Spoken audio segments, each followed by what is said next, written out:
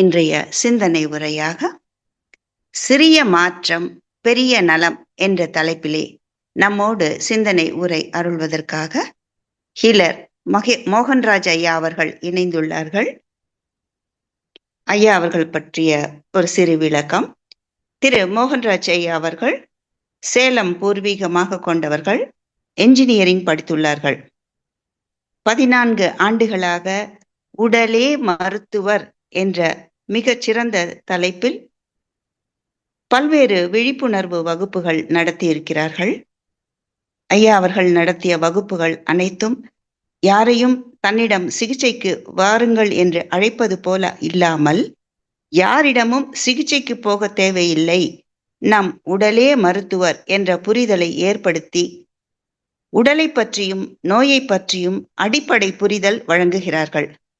பள்ளிகளிலும் கல்லூரிகளிலும் மாணவர்களுக்கு விழிப்புணர்வு உண்டாக்கியிருக்கிறார்கள்.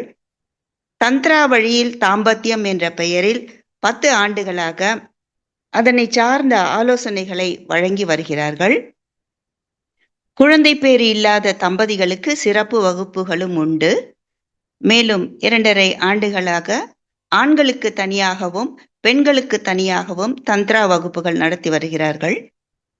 தாம்பத்தியம் மூலம் மனநலம், உடல் நலம், குடும்ப நலம், பொருளாதார நலம் மேம்படுவதற்கான வழிகளை வகுப்புகளாக நடத்தி வருகிறார்கள். இன்று சிறிய மாற்றம் பெரிய நலம் என்ற தலைப்பிலே தனது சிறந்த சிந்தனை உரையை வழங்க நம்மோடு ஹீலர் மோகன்ராஜ் ஐயா அவர்கள் இணைந்துள்ளார்கள்.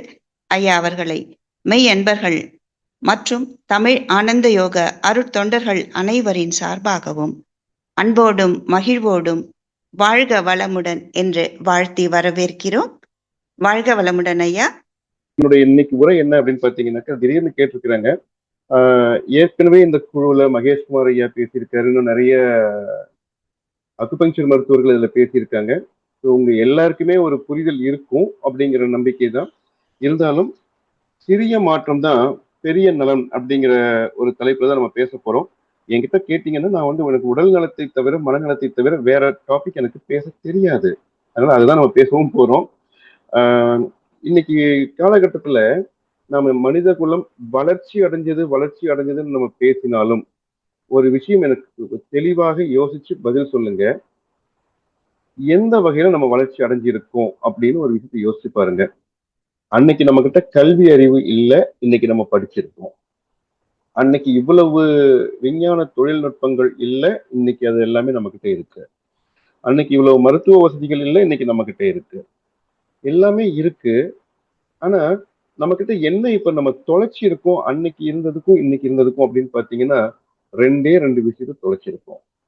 அந்த 2 விஷயத்துக்காக தான் நம்ம படிக்கிறோம், வேலைக்கு போறோம், சம்பாதிக்கிறோம். ஆனா அந்த 2 விஷயத்த தொலைச்சிருக்கோம் அப்படின்னா அது என்ன? அந்த 2 விஷயம் அப்படின்னா, ஒண்ணு நம்முடைய நிம்மதி, இன்னொன்னு நம்முடைய ஆரோக்கியம். இந்த கருத்தை உங்களால ஏத்துக்க முடியுதா, இல்ல இதுல ஏதாவது உங்களுக்கு ஒரு மாற்று கருத்து இருக்கா அப்படிங்கறத மார்க் பண்ணி வைங்க. இதை நம்ம நிகழ்ச்சி முடியும் போது உங்களுக்கு இதுல ஏதாவது மாற்று கருத்து இருந்தா நீங்களும் அதை பதிவு பண்ணலாம். இது ஒரு விஷயம். அப்போ நம்ம எங்கெல்லாம் என்ன பண்ணி வச்சிருக்கோம்னாக்கா, இந்த 2 விஷயத்தை தொலைச்சிருக்கோம் அப்படின்னாக்கா, இதையெல்லாம் சம்பாதிச்சதுக்கான விலை, நம்ம பெரிய படிப்பு படிச்சது, நம்ம பெரிய வேலைக்கு போனது, நம்ம பெரிய பெரிய ஆளுமையாக மாறியது, இதுக்கு எல்லாத்துக்கு பின்னாடியும் நாம கொடுத்த ஒரு பெரிய விலை என்ன அப்படின்னா நம்முடைய நிம்மதியும் நம்முடைய ஆரோக்கியமும் அப்படிங்கிறத விஷயம். ஒரு பீரியட்ல ஆரோக்கியம் அப்படிங்கிறது இல்லாம மருத்துவம் அப்படிங்கிற ஒரு விஷயம் நம்முடைய வாழ்க்கையிலேயே கலந்து இருந்த ஒரு விஷயமாகத்தான் இருந்துச்சு. காலையில எழுந்ததுல இருந்து அன்றைய நாள் முழுக்க தூங்கி மறுநாள் காலையில எழுந்திருக்கிற வரைக்குமான நம்முடைய காலகட்டம் பார்த்தீங்க அப்படின்னாக்கா முழுக்க முழுக்க அறிவியல் பூர்வமான ஒரு வாழ்க்கை முறையாக இருந்தது. ஆனா இந்த இடத்துல அறிவியல் பூர்வமான வாழ்க்கைக்கு அப்படின்னு சொல்லும்போது ஒரு விளக்கம் கொடுத்துட்டு போயிடுறது சிறப்பா இருக்கும். இன்னைக்கு சயின்டிபிக்கான ஒரு வார்த்தை சொல்றாங்க, அறிவியல் பூர்வமாக அப்படின்ட்டு. அறிவியல் தான் என்ன அப்படின்னு சொல்லிட்டு இன்னைக்கு அறிவியல் படிச்சவங்க கிட்ட ஒரு கேள்வி கேட்டோம்னாக்கா அவங்களுக்கே தெரியல.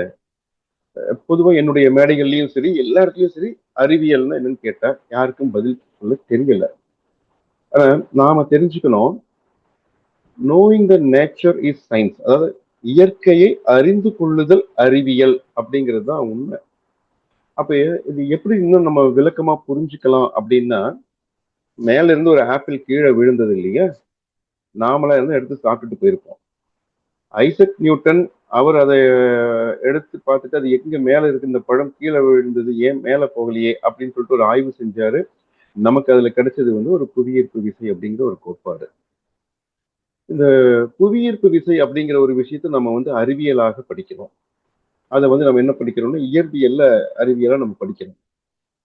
அதே போல ஒரு தாவரம் இருக்குன்னா அந்த தாவரத்தை ஃபுல்லா அறுத்து அதுக்குள்ள என்னெல்லாம் இருக்கு அப்படிங்கறதெல்லாம் நம்ம ஆய்வு செய்து படிக்கிறோம். அதுவும் அறிவியல்னு சொல்றோம். அதுக்கு பேரு பாட்டனின்னு வச்சிருக்கோம். சின்ன சின்ன பூச்சிகள்ல இருந்து தவளை, கரப்பாம்பூச்சி, பல்லி, எலி அப்படின்னு ஆரம்பிச்சு மனித உடல் வரைக்கும் அறுத்து உள்ளுக்குள்ளார என்ன இருக்குன்னு சொல்லி நம்ம படிக்கிறோம். அதுக்கும் அறிவியல்னு பேரு. அதுக்கு பேரு ஜுவாலஜின்னு பேரு. இப்படிதான் நம்ம வந்து வச்சிட்டு இருக்கோம். நம்ம சுத்தி இருக்கக்கூடிய காற்று, நீர் அதுல எல்லாம் என்ன சேர்மங்கள் இருக்குங்கிறத நம்ம ஆய்வு செஞ்சு படிக்கிறோம். அதுக்கு பேர் வேதியியல்னு பேரு. இப்ப சுத்தி இருக்கிற இந்த இயற்கையாக இருக்கக்கூடிய விஷயங்களை நோண்டி நோண்டி நோண்டி நம்ம பார்த்துக்கிறதுக்கு பேரு தான் அறிவியல்னு நம்ம படிக்கிறோம். அப்படின்னா அறிவியலும் இயற்கையும் வேற வேற இல்லை அப்படிங்கிறது நம்ம இந்த இடத்துல ஒரு சின்ன ஒரு புரிதலுக்குள்ள வந்துடலாம். நிறைய பேர் என்ன நினைக்கிறாங்கன்னா, இயற்கை அப்படின்னாலே அது வந்து அறிவியலுக்கு முரணானது, அதுக்கும் அறிவியலுக்கும் சம்பந்தம் இல்லை அப்படின்னு நினைச்சிட்டு இருக்காங்க. அப்படி அல்ல. இயற்கையும் அறிவியலும் ஒண்ணு ஒண்ணு ஒண்ணு. இயற்கையை அறிந்து கொள்வதுதான் அறிவியல் அப்படின்னு ஒரு நிலைப்பாட்டுல நம்ம நிக்கலாம். இதை ஏன் இந்த கருத்தை இங்க ஆழமாக பதிவு பண்ண வேண்டி இருக்கு அப்படின்னா, நம்முடைய மரபுல இருக்கக்கூடிய மருத்துவங்கள் இருக்கு இல்லையா, அதை ஒரு சாரார் அது அறிவியல் மருத்துவம் இல்லை அப்படின்னும், இன்னைக்கு இருக்கக்கூடிய நவீன மருத்துவம் மட்டும்தான் அறிவியல் மருத்துவம் அப்படின்னும் இன்னைக்கு நிறைய பேர் வந்து அதை சொல்லிட்டு இருக்காங்க. இந்த சூழல் வந்து மாறணும் அப்படிங்கிறதுக்காகத்தான் இந்த விஷயத்த நான் இங்க ஆணித்தரமா நான் வந்து அழுத்தம் திருத்தமா சொல்ல வேண்டியது இருக்கு. இங்க நாம தமிழ் படிக்கிறோம். தமிழ் ஒரு அறிவியல் மொழி அப்படின்னு சொல்லி நமக்கு சொல்லி இருக்காங்க. தமிழ் ஒரு அறிவியல் மொழின்னு சொல்லக்கூடிய அந்த கூட்டமே நவீன மருத்துவத்தை அறிவியல் மருத்துவம்னு சொல்லுது. தமிழ் வந்துட்டு ஒரு அறிவியல் மொழி. அதுல எல்லா விஷயங்களும் சொல்லி இருக்கு. வாழ்வியலுக்கு வேணுங்கிற எல்லா விஷயத்தையும் சொல்லி இருக்கு. அறங்கள் சொல்லப்பட்டிருக்கு, வாழ்வியல் சொல்லப்பட்டிருக்குன்னு சொல்லி சொன்னாலும் அவர்கள் அதை ஆழ்ந்து அறிவுபூர்வமா சிந்திச்சு பண்ணாம இருக்காங்க இந்த தலைமுறையிலங்கிறது எனக்கு ஒரு வருத்தம் உண்டு. உதாரணமா தமிழ் மொழி சில விஷயங்கள் சொல்லி கொடுத்திருக்கு. பசித்து புசி அப்படின்னு சொல்லிட்டு ஒரு விஷயம் சொல்லி கொடுத்திருக்கு. ஆனா இன்னைக்கு இருக்கிற அறிவியல் மருத்துவம்னு நம்பக்கூடிய நவீன மருத்துவம் நேரத்துக்கு சாப்பிடுன்னு நமக்கு சொல்லி கொடுத்துட்டு இருக்கு. வாரத்துல 2 நாள் தலைக்கு குளிக்க சொல்லி தமிழ் சொல்லியிருக்கு. அட்லீஸ்ட் குறைஞ்சபட்சம் தனி நீர் ஆடுன்னு சொல்லிட்டாவது நமக்கு தமிழ் சொல்லி கொடுத்துருக்கு. அதை பத்தி ஆங்கில மருத்துவம் பெருசா எதுவும் சொல்லல. இதுக்கு ரெண்டுக்கும் இருக்கக்கூடிய வித்தியாசம் உங்களுக்கு தெரியும்னு நினைக்கிறேன்.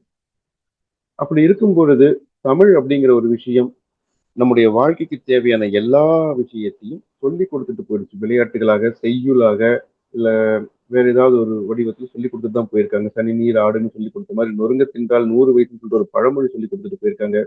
இந்த விஷயங்கள் எல்லாமே தமிழ்ல இருக்கு, ஆங்கிலத்துல இல்ல. அதை எல்லாத்தையும் நம்ம தொலைச்சிட்டு தமிழ் அறிவியல் மொழி அறிவியல் மொழின்னு சொல்லிட்டு, ஆனா ஆங்கில மருத்துவத்தை கொண்டு வந்து வச்சுக்கிட்டு ஆங்கில மருந்தை கொண்டு வந்து வச்சுட்டு நம்ம வந்துட்டு இன்னைக்கு ஓடிட்டு இருக்கிறோம். அது அறிவியல் மருத்துவம்னு சொல்றோம் அப்படின்னா, நம்ம படிக்கிறதுக்கும் நம்ம பேசுறதுக்கும் நம்முடைய செயலுக்கும் ஒரு பெரிய முரண்பாடு இருக்கு அப்படிங்கிறதையும் நம்ம இந்த இடத்துல கொஞ்சம் புரிஞ்சுக்கோங்க. இது ஒரு விஷயம். ரைட். இன்னைக்கு நம்ம இன்னொரு விஷயம் என்ன பார்க்க போறோம் அப்படின்னாக்க, இன்னைக்கு நம்ம படிச்ச வந்த சமூகம் நம்ம எதையோ தொலைச்சோம்னு சொல்லி நான் 2 விஷயம் சொன்னேன். அது என்ன அப்படின்னாக்க, ஒண்ணு ஆரோக்கியம், இன்னொன்னு நிம்மதின்னு சொன்னேன். இந்த ஆரோக்கியத்தை தொலைச்சிட்டு தான் நாம நம்முடைய படிப்பை வாங்கியிருக்கோம். இந்த ஆரோக்கியத்தை தொலைச்சிட்டு தான் நம்ம வீடு வாங்கியிருக்கோம். இந்த ஆரோக்கியத்தை தொலைச்சிட்டு தான் நம்ம கார், பங்களா, தோட்டம் எல்லாம் இன்னைக்கு நவீன வசதிகள் எல்லாத்தையும் வாங்கியிருக்கோம்னு அர்த்தம் சொல்லுது. இந்த நவீன வசதிகள் அனைத்தையும் நம்ம ஆரோக்கியத்தை தொலைச்சிட்டு வாங்கி வச்சுட்டு அதுக்கு பிறகு ஆரோக்கியத்தை தொலைச்சதுக்கு வந்துட்டு நம்ம அந்த பணத்தை கொண்டு ஈடுகட்டணும்னு நினைச்சோம்னா அதுக்கு வாய்ப்பே இல்லை. நம்ம பணம் கொடுத்து ஒரு கார் வாங்க முடியிற மாதிரி, பணம் கொடுத்து ஒரு வீடு வாங்க முடியிற மாதிரி ஆரோக்கியத்தை பணம் கொடுத்து வாங்கலாம்னு இன்னைக்கு இருக்கிற சமூகம் நினைச்சிட்டு இருக்கு. இங்க நிறைய நாங்க பாக்குறோம். இதுக்கு என்ன செய்யணும், என்ன செஞ்சா இது சரியாகும் அப்படிங்கறதான் கேக்குறாங்க. அவங்கள பொறுத்த வரைக்கும் டாக்டர் கிட்ட பணத்தை கொடுத்துட்டா நமக்கு அவன் ஏதாவது ஒன்று செய்வான், நம்ம சரியாயிடுவோம் அப்படின்னு தான் இப்ப இருக்கக்கூடிய படிச்ச சமூகம் நினைச்சிட்டு இருக்கே தவிர, ஆனா நாம எங்க தொலைச்சோம் அப்படிங்கிறது யாரும் பாக்குறது இல்ல. நாம நம்முடைய ஆரோக்கியத்தை தொலைச்ச இடம் நம்முடைய வாழ்வியல்ல மட்டும்தான் தொலைச்சிருக்கமே தவிர வேற எங்கேயும் தொலைக்கல. தொலைச்சத தொலைச்ச இடத்துலதான் தேடணுமே தவிர பக்கத்துல போய் தேடக்கூடாது. சினிமால சொல்ற மாதிரி நான் இங்க தொலைச்சிட்டு இங்க இருட்டா இருக்குதுன்னு சொல்லிட்டு அங்க வெளிச்சமா இருக்குதுன்னு சொல்லிட்டு வெளிச்சத்துல போய் நான் அதை தேடினா அங்க அது கிடைக்காது. இருட்டா இருக்கிறதுல நான் தொலைச்சதை இருட்டா இருக்கிறதுல நான் தேடினா மட்டும்தான் அது அங்க கிடைக்குமே தவிர வேற எங்க போய் நம்ம தேடினாலும் அது கிடைக்காது. இல்லையா? இந்த கருத்து உங்களுக்கு ஏற்புடையதா இருக்கும்னு நினைக்கிறேன். அப்போ நம்ம வாழ்வியல்ல தொலைச்ச ஆரோக்கியத்தை மருத்துவமனைகள்லயும் மருத்துவர்கள் கிட்டயும் மருந்து மாத்திரைகள்லயும் தேடினா நிச்சயமாக கிடைக்காது அப்படிங்கிறது என்னுடைய ஆழ்ந்த ஆணித்தரமான கருத்தா இருக்கு. இதுக்கு ஒருவேளை உங்ககிட்ட மாற்று கருத்து இருந்தாலும் கூட நீங்க கேள்வி பதில் நேரத்துல நீங்க என்கிட்ட கேட்கலாம். சரியா? ரைட். அப்போ எந்த இன்னைக்கு இருக்கக்கூடிய தலைமுறையில நம்ம முதல் விஷயம் இன்னைக்கு ஏற்கனவே உங்களுக்கு நிறைய பேர் பேசியிருப்பாங்க. நான் சில விஷயத்த மட்டும் உங்ககிட்ட நான் பகிர்ந்துக்க விரும்புறேன். முதல் விஷயம் நம்முடைய உணவு. இந்த உணவு அப்படிங்கிற ஒரு விஷயம் தான் நம்ம மகரிஷி ஐயா சொன்ன மாதிரி நமக்கு உடலாக மாறுது. நான் என்ன உணவு எடுத்துக்கிறேனோ அது என்னுடைய உடலாக மாறுது அப்படிங்கும் பொழுது இங்க நம்ம கவனிக்க வேண்டியது ஒண்ணே ஒண்ணுதான். சாப்பிடுற உணவு நமக்கு ஆற்றலை கொடுக்குதா, நோயை கொடுக்குதா அப்படிங்கிறது மட்டும் நம்ம பார்த்துக்கணும். சாப்பிடக்கூடிய உணவு உங்களுக்கு ஆற்றலாக மாறிச்சுன்னா அது நல்ல உணவு. சாப்பிடக்கூடிய உணவு நோயாக மாத்துது அப்படின்னாக்கா அது உங்களுக்கான உணவு அல்ல. அதுல நம்ம தெளிவுபடுத்திக்க வேண்டியது இருக்கு. ஒரு 40, 50 வருஷங்களுக்கு முன்னாடி நம்முடைய உணவு பழக்கங்கள் வேறையா இருந்தது. இன்னைக்கு நம்முடைய உணவு பழக்கங்கள் வேறையா இருக்கு. ஒரு 40, 50 வருடங்களுக்கு முன்னாடி இவ்வளவு சாக்லேட்டோ, பிஸ்கட்டோ நம்மகிட்ட இவ்வளவு கிடையாது. ஆனா இன்னைக்கு விதவிதமான சாக்லேட்டும், பிஸ்கட்டும் இருக்கு. 40, 50 வருஷத்துக்கு முன்னாடி அந்த சாக்லேட்டும், பிஸ்கட்டையும் அவ்வளவாக நம்ம சாப்பிட மாட்டோம். நமக்கு தாத்தா, பாட்டிங்க இல்ல வீட்ல அப்பா, அம்மா நம்ம ஏதாவது தின்பண்டங்கள் செஞ்சு குடுத்தாங்க. இன்னைக்கு எல்லாமே நம்ம பேக்கரியில வாங்குற மாரி ஆயிடுச்சு. அப்போ நம்ம இன்னைக்கு தரம் அப்படிங்கிறத தாண்டி சுவை அப்படிங்கிற ஒரு விஷயத்தை நோக்கி பயணப்பட்டு நம்ம ரொம்ப நாள் ஆச்சு. அப்போ நம்ம இந்த உணவுங்கிற ஒரு விஷயத்துல நம்ம நம்மளை அறியாமலேயே நம்ம வந்து மாற்றப்பட்டு இருக்கோம். இந்த டிவியில வரக்கூடிய விளம்பரங்கள், கடைகள்ல வச்சிருக்கக்கூடிய பொருட்கள் இதெல்லாம் பார்த்து பார்த்து பார்த்து நாம் அதுக்குள்ள அடிக்ட் ஆகி உட்காந்துருக்கிறோம். அங்கேதான் நம்முடைய ஆரோக்கியமே கெட ஆரம்பிச்சிருக்கு. நம்ம வந்துட்டு ஒரு இடத்துல பாத்தீங்கன்னாக்கா ஒரே நிமிஷம். ஆ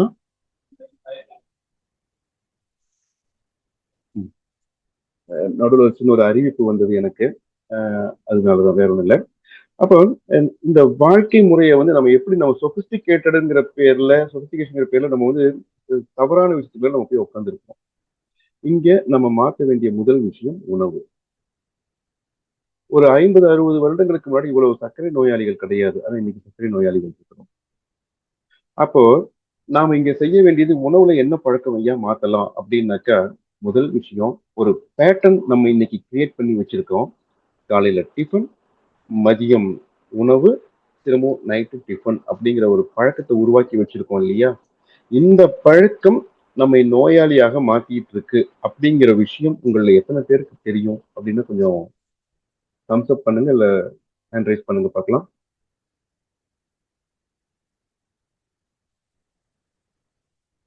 நன்றி, நன்றி, நன்றி, நன்றி, நன்றி. ஒரு 40, 50 வருஷத்துக்கு முன்னாடி இன்னும் அதுக்கு இன்னும் ஒரு 10, 20 ஆண்டுகள் முன்னாடி பாத்தீங்க அப்படின்னா நம்முடைய தாத்தா பாட்டிகள் இப்போ எனக்கு இப்போ 49 வயசு, 50ன்னு வச்சுக்கோங்களேன். என்னுடைய தாத்தா பாட்டிகள் வாழ்ந்த காலம் அப்படின்னாக்கா அவங்க சாப்பிட்டது வந்து களியும் கம்பும் தான், சிறு போல பழைய சோறு தான். ஆனா இன்னைக்கு நம்ம அதை தொலைச்சிட்டோம். ஆனா அவங்களுக்கு யாருக்காவது வியாதி இருந்ததா அப்படின்னா யாருக்கும் இல்லை. அவங்களுக்கு யார் சொல்லி கொடுத்தாங்க இந்த பழைய சோறு கம்பு இது எல்லாமே வந்துட்டு நல்லதுன்னு சொல்லி சொல்லி கொடுத்தாங்க அப்படின்னா யாரும் சொல்லி கொடுக்கல. அது அவங்களுடைய இயல்புல இருந்தது. அவங்களுடைய இயல்பாகவே அந்த உணவு அவங்க சாப்பிட்டுட்டு வந்துட்டு இருந்திருக்காங்க. அப்ப அது நமக்குள்ளாரியே இருந்த ஒரு விஷயம். நம்ம தமிழர் பண்பாட்டுல நம்முடைய இயல்பிலேயே இருந்த ஒரு விஷயம்தான் அந்த பழைய சோறும் களி சோறும் அதுன்னு தான் நம்ம மாற்றியிருக்கோம். இன்னைக்கு சில சித்த மருத்துவர்கள் கூட மேடையில வந்துட்டு இட்லி நல்லது, தோசை நல்லது, அதுல போடுற உளுந்துனால நல்லதுன்னு சொல்லிட்டு நமக்கு இன்னைக்கு பேசி அதை நோக்கி நகர்த்தி கொண்டுட்டு போறாங்கங்கிறது ஒரு வருத்தமான செய்தி தான். ஆனா அந்த பழைய சோறு சாப்பிட்டுக்கிட்டு இருந்த வரைக்கும் நமக்கு இவ்வளவு வியாதிகள் இல்ல. இன்னைக்கு அதை தொலைச்சதுக்கு பிறகு இன்னைக்கு வந்து நம்ம கிட்ட பேசுறாங்க குடல் நலம் அப்படிங்கிற தலைப்புல நிறைய பேசுறாங்க. கட் ஹெல்த் அப்படிங்கிற பேர்ல நிறைய பேசுறாங்க. ஆனா இது நம்ம கிட்ட என்ன தொலைச்சிருக்கு. நாங்க வந்துட்டு சில ஆண்டுகளுக்கு முன்னாடி காலையில பழைய சோறு சாப்பிடுங்க அப்படின்னு நாங்க சொல்லும் பொழுது கிண்டல் அடிச்சாங்க நிறைய பேர். பழைய சோறு சாப்பிட்டாக்கா அதுல வந்துட்டு கார்போஹைட்ரேட் இருக்கு, அது சர்க்கரை வியாதியை உண்டாக்கும், அதெல்லாம் சாப்பிடக்கூடாது அப்படின்னு ஒரு கூட்டம் சொன்னாங்க. இவங்களுக்கு உண்மையிலேயே யோசிக்க தெரியல. டாக்டர்கள் என்ன சொல்றாங்களோ அதை மட்டும் நம்பக்கூடிய ஒரு கூட்டம். நீங்க யாரும் தப்பா எடுத்துக்கலன்னா நான் இன்னொரு விஷயம் ஒண்ணு சொல்றேன். வள்ளுவனை வச்சு சொல்றேன். எப்பொருள் யார் யார் வாய் கேட்பினும் அப்பொருள் மெய்ப்பொருள் காண்பது அறிவு அப்படிங்கிற திருக்குறள் உங்க எல்லாருக்கும் தெரியும். யார் சொல்றாங்கிறத பார்க்காம சொல்லக்கூடிய விஷயத்துல உண்மை இருக்கா, அது பொய்யா இருக்கா அப்படிங்கிறத பாக்குறதுதானே அறிவு அப்படின்னு சொல்லிட்டு வள்ளுவர் சொல்லியிருக்காரு இல்லையா. அப்போ அப்ப நமக்கு என்ன ஒரு விஷயம் தெரிய வேண்டியது இருக்கு அப்படின்னாக்க, அந்த குறளுடைய இன்னொரு பகுதி, சொல்றவங்க யாருன்னு மட்டும் பார்த்து அதுதான் சரின்னு சொல்லிட்டு முடிவுக்கு வர்றவங்களுக்கு வள்ளுவர் என்ன சொல்றாருன்னா அறிவு இல்லை அப்படின்னு சொல்றாருன்னு நம்மளால புரிஞ்சுக்க முடியுதா. அதை நேரடியா சொன்னோம்னாக்க எங்கிட்ட சண்டைக்கு வருவாங்க. அதனால நம்ம இது நேரடியா சொல்லல, வள்ளுவர் சொல்றாருன்னு சொல்லி நம்ம சொல்லிக்கலாம். சரிங்களா? ரைட்டா. அப்போ இங்க இருக்கக்கூடிய ஆட்கள் என்ன பண்றாங்க, டாக்டர் சொல்லிட்டாங்கன்னா அது சரியா இருக்கும். இவங்க யாரு, ஒரு அக்குபஞ்சர் படிச்சவங்க, இவங்களுக்கு என்ன தெரியும் அப்படின்ற ஒரு நிலைப்பாட்டுல அவங்க இருக்காங்க. அப்படி வந்தவங்க எங்கிட்ட என்ன சொல்றாங்க, பழைய சோறு சாப்பிட்டாக்கா கார்போஹைட்ரேட் அதிகமா இருக்கும், சர்க்கரை வியாதி வரும் அப்படின்னு சொல்லி சொன்னாங்க. ஆனா நாம கொஞ்சம் அறிவுபூர்வமா யோசிச்சு பாருங்க. ஒரு 50-60 வருடங்களுக்கு முன்னாடி இந்த பழைய சோறு சாப்பிட்ட அந்த குடும்பங்கள்ல சர்க்கரை வியாதி இருந்ததா, களி ராகி சாப்பிட்ட கூட்டங்கள்ல சர்க்கரை வியாதி இருந்ததா அப்படின்னா யாருக்கிட்டையுமே இல்ல, இல்லையா. இந்த பழைய சோறுங்கிற விஷயத்த மறந்துட்டு காலையில டிஃபன், மத்தியானம் சாப்பாடு, திரும்ப நைட்டு டிஃபன் சாப்பிடக்கூடிய அந்த குடும்பங்கள்ல தான் இன்னைக்கு என்ன ஆயிருக்கு அப்படின்னாக்க சர்க்கரை வியாதிகள் அதிகமா இருக்கு, ரத்த அழுத்தம் அதிகமா இருக்கு, மாரடைப்பு அதிகமா இருக்கு, தைராய்டு சம்பந்தப்பட்ட பிரச்சனைகள் அதிகமா இருக்கு, ஹார்மோன் சம்பந்தப்பட்ட பிரச்சனைகள் எல்லாம் அதிகமா இருக்கு, மன அழுத்தம் வந்திருக்கு, தூக்கம் இல்லாத தன்மை வந்திருக்கு, கர்ப்பப்பையில பிரச்சனை வருது, குழந்தை இல்லாத தன்மை வரைக்கும் வந்திருக்கு. இதை உங்களால ஏத்துக்க முடியுது இல்லையா. அப்ப இதெல்லாம் எங்க சார் போய் முடியும், இன்னும் கொஞ்ச நாள் கழிச்சு பார்த்தா இதெல்லாம் எங்க போய் முடியும் அப்படின்னு யோசிக்க தோணுதா யாருக்காவது. இந்த மாற்றங்கள் அப்படிங்கிறது மனித குலம் தோன்றி இத்தனாயிரம் ஆண்டுகள்ல இந்த ஒரு 30-40 ஆண்டுகள் தான் மனிதன் நோய்களுக்குள்ள சிக்கிட்டு இருக்கக்கூடிய காலமா இருந்திருக்கு. ஒரு 300 வருஷமோ 500 வருஷமோ 1000 வருஷமோ 2000மோ 5000மோ வருஷத்துக்கு முன்னாடி இப்படியே வந்து நோயாளிகளாக வாழ்ந்த சமூகம் நம்ம சமூகம் இல்லை அப்படிங்கறத நம்ம புரிஞ்சுக்கணும். அந்த நோயாளிகள் இல்லாத சமூகம் சாப்பிட்ட உணவு பெரும்பாலும் பழைய சோறா இருந்திருக்கு காலையில. அப்போ நம்ம காலையில பழைய சோறு சாப்பிட்றதுங்கிற ஒரு சின்ன பழக்கத்தை நம்ம மாத்தி பார்க்கலாம். நம்ம உடம்புல என்னென்ன மாற்றங்கள் நடக்குதுங்கிறத நம்ம பார்க்கலாம். முதல் விஷயம், அந்த பழைய சோறு வந்துட்டு நம்மளுடைய குடல் நலத்துக்கு ரொம்பவும் நல்ல ஒரு விஷயமா இருக்கு. அதுல இருக்கக்கூடிய ப்ரொபயாட்டிக்ஸ் வேற எங்கேயுமே கிடையாது. ப்ரொபயாட்டிக்ஸ்னு சொன்னா பழைய சோறுல தான் அவ்வளோ இருக்கு. இந்த ப்ரொபயாட்டிக்ஸ்க்காக வேண்டி வெளிநாடுகள் என்ன நடக்குதுன்னு தெரியுமா உங்களுக்கு. பல வெளிநாடுகள்ல ஆன்டிபயோட்டிக் ரொம்ப ஈஸியா புழங்கிட்டு இருக்கோம். அந்த ஆன்டிபயோட்டிக் அவங்க பயன்படுத்துறது என்ன நடக்குது அப்படின்னு பாத்தீங்கன்னா, அவங்களுடைய குடல்ல இருக்கக்கூடிய பாக்டீரியாக்கள் எல்லாம் கொல்லுது. ஆன்டிபயோட்டிக்னா அவங்க என்ன சொல்ல உடம்புல வந்து கெடுதல் ஏற்படுத்தக்கூடிய பாக்டீரியாக்களோ வைரஸோ இருக்கு இல்லையா, அதை கொல்றதுக்காக கொடுக்கக்கூடிய மாத்திரை தான் ஆன்டிபயோட்டிக் அப்படிங்கிறது நமக்கு தெரியும். ஆனா அதே ஆன்டிபயோட்டிக் நல்ல பாக்டீரியா எது, கெட்ட பாக்டீரியா எது, நல்ல வைரஸ் எது, கெட்ட வைரஸ் இதெல்லாம் பிரிச்சு பார்க்க தெரியாது. அது உள்ள போச்சுன்னா குடல்ல நல்லது செய்யக்கூடிய நுண்ணுயிர்களாகட்டும், கெட்டது செய்யக்கூடிய நுண்ணுயிர்களாகட்டும், அது எல்லாத்தையும் தான் போட்டு ஒழிக்கும். இது நடந்ததுன்னா உடம்புக்குள்ள நம்முடைய மெட்டபாலிசம் டோட்டலா அவுட். உடம்புல நடக்கக்கூடிய செரிமானம் நடக்காது, உடல்ல நடக்கக்கூடிய சுரப்புகள் சுரக்காது, அந்த செரிமானம் நடந்து அது நம்ம சத்துக்களா கன்வெர்ட் ஆகாது. இந்த மெட்டபாலிசமே அவுட். எப்போ அந்த நுண்ணுயிர்கள் இல்லாத போது. அதுக்காக அமெரிக்கால ஒரு சிகிச்சை முறையை கண்டுபிடிச்சாங்க. என்ன அப்படின்னா, அடுத்தவனுடைய மலக்குடல்ல இருக்கக்கூடிய மலத்துல அந்த ப்ரோபயாட்டிக்ஸ் இருக்குன்னு சொல்லிட்டு அதை எடுத்து பாதிக்கப்பட்டவங்களுடைய வயிற்றுல வைக்கக்கூடிய ஒரு சிகிச்சை முறை. இந்த சிகிச்சை முறை என்ன பண்ணுது அப்படின்னு பாத்தீங்க அப்படின்னாக்க, அந்த மலத்திலிருந்து எடுக்கப்பட்ட அந்த பாக்டீரியா அந்த அந்த வைக்கப்பட்ட இடத்துல அது மல்டிப்ளை ஆகுது, அதாவது பல்கி பெருக ஆரம்பிக்குது அப்படின்னும், அதுக்கப்புறம் அவங்க உடம்புல மெட்டபாலிசம் ஒழுங்காகுது அப்படின்னும் அதுக்கப்புறம் வந்து அவங்க கண்டுபிடிச்சாங்க. கரெக்ட். இன்னொன்னு, அந்த மலத்தை எடுத்து வைக்கிறதுக்கு பதிலாக இப்போ ஒரு மாத்திரையும் கண்டுபிடிச்சிருக்காங்க. அந்த மாத்திரையிலையும் இது ஏதோ இந்த மேட்டர் தான் இருக்க போகுது. அதையும் சாப்பிட்டோம் அப்படின்னாக்கா அந்த மாத்திரையில இருந்து என்ன பண்ண போகுது, அந்த மலத்துல இருந்த நுண்ணுயிர்கள் நம்ம வயிற்றுல போய் மல்டிப்ளை போகுது. இப்படியான ஒரு சிகிச்சை முறையை அறிமுகப்படுத்தி பல ஆண்டுகள் ஆச்சு. கிட்டத்தட்ட எனக்கு தெரிய ஒரு 8 அல்லது 9 ஆண்டுகளுக்கு மேல இந்த சிகிச்சை முறை கொண்டு வந்திருக்காங்க. அப்போ இது எல்லாம் எங்க அப்படின்னா நம்ம உடம்புல இருக்கக்கூடிய நல்லது செய்யக்கூடிய நுண்ணுயிர்களை பூரா நம்ம அழிச்சதுதான் காரணமா இருக்கு. அப்போ நம்ம என்ன செய்யலாம் அப்படின்னாக்கா, பழைய சோறுல இருக்கக்கூடிய ப்ரோபயாட்டிக்ஸை விட உலகத்துல வேற எங்கேயுமே இல்லை. அப்போ முதல்ல காலையில பழைய சோறு, அதுல 4 சின்ன வெங்காயம் வச்சுக்கிட்டு அந்த தண்ணியோட நம்ம குடிச்சோம் அப்படின்னாக்கா நமக்கு உடம்புக்கு அவ்வளவு ஒரு நல்ல விஷயங்கள் நடக்க ஆரம்பிக்கும். இத சமீபமா சென்னை ஸ்டான்லி மருத்துவமனை ஒரு 6 மாதங்களுக்கு 7 மாதங்களுக்கு முன்னாடி அவங்க ஆய்வு செய்ய ஆரம்பிச்சாங்க. 1 மாசத்துக்கு முன்னாடி அந்த 6 மாத ஆய்வினுடைய முடிவை வெளியிட்டாங்க. அது அல்சர் மாதிரியான, கேன்சர் மாதிரியான பிரச்சனைகளை எல்லாம் சரி பண்ணுது, செரிமானத்தை கூட்டுது, உடம்பு வந்து இயல்புக்கு திரும்புது, உடம்புல இருக்கக்கூடிய பல தொந்தரவுகள் தீருது. குறிப்பா மலச்சிக்கல் தீர்ந்தாலே பல சிக்கல்கள் தீர்ந்துரும் இல்லையா? அப்ப நிறைய பேருக்கு மலச்சிக்கல், மூலம் சார்ந்த பிரச்சனைகள் தீருதுங்கிற ஒரு அறிவிப்பை அவங்க வெளியிட்டாங்க. இப்ப இந்த பழைய சோறுங்கிற ஒரு விஷயத்திலேயே இவ்வளவு விஷயங்கள் இருக்கு அப்படின்னாக்கா, அப்போ அவ்வளவு ஒரு நல்ல விஷயத்த நம்ம எங்க தொலைச்சோம் அப்படின்னு யோசிச்சு பாருங்களேன். யார் இதை மாத்துனாங்க அப்படின்னு யோசிச்சு பாருங்க. நாம தான் மாத்திருக்கோம். இப்ப திரும்பவும் நாம அதை கையில எடுக்கிறது மூலியமா இந்த ஒரு சின்ன ஒரு விஷயம்தான் நம்ம உடம்புல நடக்கக்கூடிய மாற்றங்களை மட்டும் கவனிச்சு பார்த்துட்டு, அதிகபட்சம் ஒரு 7 நாள் நீங்க இதை செஞ்சு பார்த்துட்டு எப்படி இருக்குன்னு சொல்லுங்களேன். சரி சார், மாவு ஐட்டம் சாப்பிட்றதுல என்ன சார் பிரச்சனை அப்படின்னு ஒரு கேள்வி வந்ததுன்னா, மாவு அப்படின்னு சொல்லி சொன்னாலே உங்களுக்கு தெரியும்னு நினைக்கிறேன். கோயம்புத்தூர் பவித்ரா இயற்கை நல மருத்துவமனை தெரிஞ்சிருக்கும்னு நினைக்கிறேன்.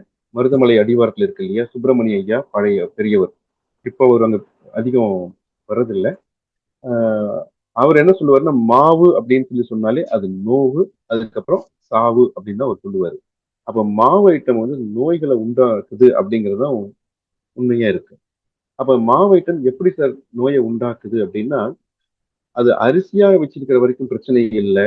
மாவாக ஆட்டிய பிறகு அது வந்து ஸ்டிக்கி ப்ராப்பர்ட்டியா மாறும். அதை நம்ம வயிற்றுக்குள்ளார எடுத்துக்கும் பொழுது என்ன பண்ணும் அப்படின்னாக்கா, குடல்ல போய் ரப்பர் மாதிரி ஒட்டிக்கும். அங்க ஒட்டிச்சு அப்படின்னாக்கா அது சரியா செரிமானத்துக்கு சப்போர்ட் பண்ணாத மாதிரி அந்த குடலை மாற்றும். குடல் செரிமானம் பண்றதுக்கு இந்த மாவு பொருட்கள் பெரும்பாலும் தடையா இருக்கு. என்னைக்காவது ஒரு நாள் நம்ம மாவு பொருள் எடுத்துக்கிட்டோம்னா தப்பு கிடையாது. இன்னைக்கு மதியம் மாவு அரைச்சு வச்சு அதை நாளைக்கு காலையில நம்ம இட்லியோ தோசையோ எதையாவது ஒன்று சுட்டு நம்ம சாப்பிட்டுட்டு போயிட்டோம்னா அது பிரச்சனை கிடையாது. ஆனா அதை ஃப்ரிட்ஜில் வச்சு தொடர்ந்து நம்ம பயன்படுத்துறோம் அப்படின்னாக்கா அது தொந்தரவு. ரெண்டாவது, அப்ப தினம் தினம் மாவாட்டி தினம் தினம் நம்ம பயன்படுத்தலாமான்னா தினம் தினமும் அப்படி பயன்படுத்த வேண்டாம். வாரத்துல ஒரு நாளோ 10 நாளைக்கு ஒரு நாளோ இட்லி தோசை சாப்பிட்டுக்கோங்க, சப்பாத்தி பூரி சாப்பிட்டுக்கோங்க. ஆனா தினமும் காலையில உங்க உணவு பழைய சோறாக இருக்கும்படியா பார்த்துக்கோங்க. இது ஒரு சின்ன மாற்றம் தான். இதுக்காக நீங்க ரொம்ப செலவு பண்ண வேண்டியது இல்லை. சமைக்கிற சாப்பாட்டை அளவா கொஞ்சம் எடுத்து மண்பானையில போட்டு வைங்க. எவர் சில்வர் பாத்திரத்துல போட்டு வச்சீங்கன்னா ப்ரோபயாட்டிக் கிரியேட் ஆகாது. நல்ல ஞாபகத்துல வச்சுக்கோங்க. அதுல எந்த பிரயோஜனமும் இருக்காது. இது ஒரு விஷயம். ரெண்டாவது, இந்த பழைய சோறு சாப்பிட்றதுல வந்துட்டு ஒரு சிக்கல் ஒண்ணு நமக்கு என்ன அப்படின்னாக்க, காலையில நான் சாப்பிட்றது என் குழந்தைங்களுக்கு ஒத்துக்காது அப்படிங்கிற ஒரு விஷயம். குழந்தைகளுக்கு கொடுத்து பாருங்க. முதல்ல கொஞ்சம் சளி பிடிக்கிற மாதிரி இருக்கும். இங்க நம்ம அக்குபஞ்சர் படிச்சு நம்ம குரூப்ல நம்ம ஏற்கனவே பேசிய முன்னோர்கள் சொல்லியிருப்பாங்க, சளிங்கிறது ஒரு கழிவினுடைய வெளியேற்றம் அப்படின்னு சொல்லிட்டு. அந்த கழிவு வெளியேற்றத்தை அது சரி பண்ணி முடிச்சதுக்கு அப்புறம் ஆட்டோமேட்டிக்கா சளியும் நின்று போயிடும் அப்படிங்கிறது தான் உண்மை. அப்போ பழைய சோறு கொடுங்க. குறிப்பாக நமக்கு வந்து பசிச்சு சாப்பிடணுங்கிற ஒரு விஷயம் இருக்கு. அதை வந்து கடைபிடிக்கிறதுக்கு கொண்டுட்டு வாங்க. இங்க நம்ம குழந்தைகளுக்கு ஒரு விஷயத்த நம்ம பண்ணிட்டு இருக்கிறோம். இந்த டிஃபன், அந்த சாப்பாடு, திரும்பவும் டிஃபன் அப்படிங்கிற அந்த பேட்டர்ன் இருக்கு இல்லையா? இந்த விஷயத்த நம்ம குழந்தைகளுக்கு எப்படி திணிக்கிறோம் அப்படின்னாக்கா, குழந்தைங்க காலையில எழுந்திருக்கிறது 7 மணிக்கு, அவங்களோட ஸ்கூல் பஸ் வர்றது 8:30 மணிக்கு. அந்த 7 மணிக்கு எழுந்த குழந்தைக்கு 8 மணிக்கு நம்ம அவசர அவசரமா அந்த இட்லியோ, தோசையோ பிச்சு பிச்சு பிச்சு பிச்சு வாயில திணிச்சுக்கிட்டே இருப்போம். இங்க சாப்பாடு வந்து சாப்பிடணும். சாப்பிடணும் அப்படின்னாக்கா, மென்னு சாப்பிடணும். நிதானமா சாப்பிடணும். நாக்குல ருசிச்சு சாப்பிடணும். இது நாம படிச்சிருக்கோம் ஏற்கனவே. உங்களுக்கு எல்லாருக்கும் தெரியும் இல்லையா? அப்போ மெல்லாத உணவு, ருசிக்காத உணவு, உங்களுடைய உமிழ்நீர் கலக்காத உணவு உங்க உடம்புல நோயா போகுது அப்படின்னா, குழந்தைகளுக்கு காலையில நீங்க அவசர அவசரமா திணிக்கிறீங்கல்ல, அப்போ அந்த உணவு அந்த குழந்தைகளுக்கு சத்துக்களா மாறுமா?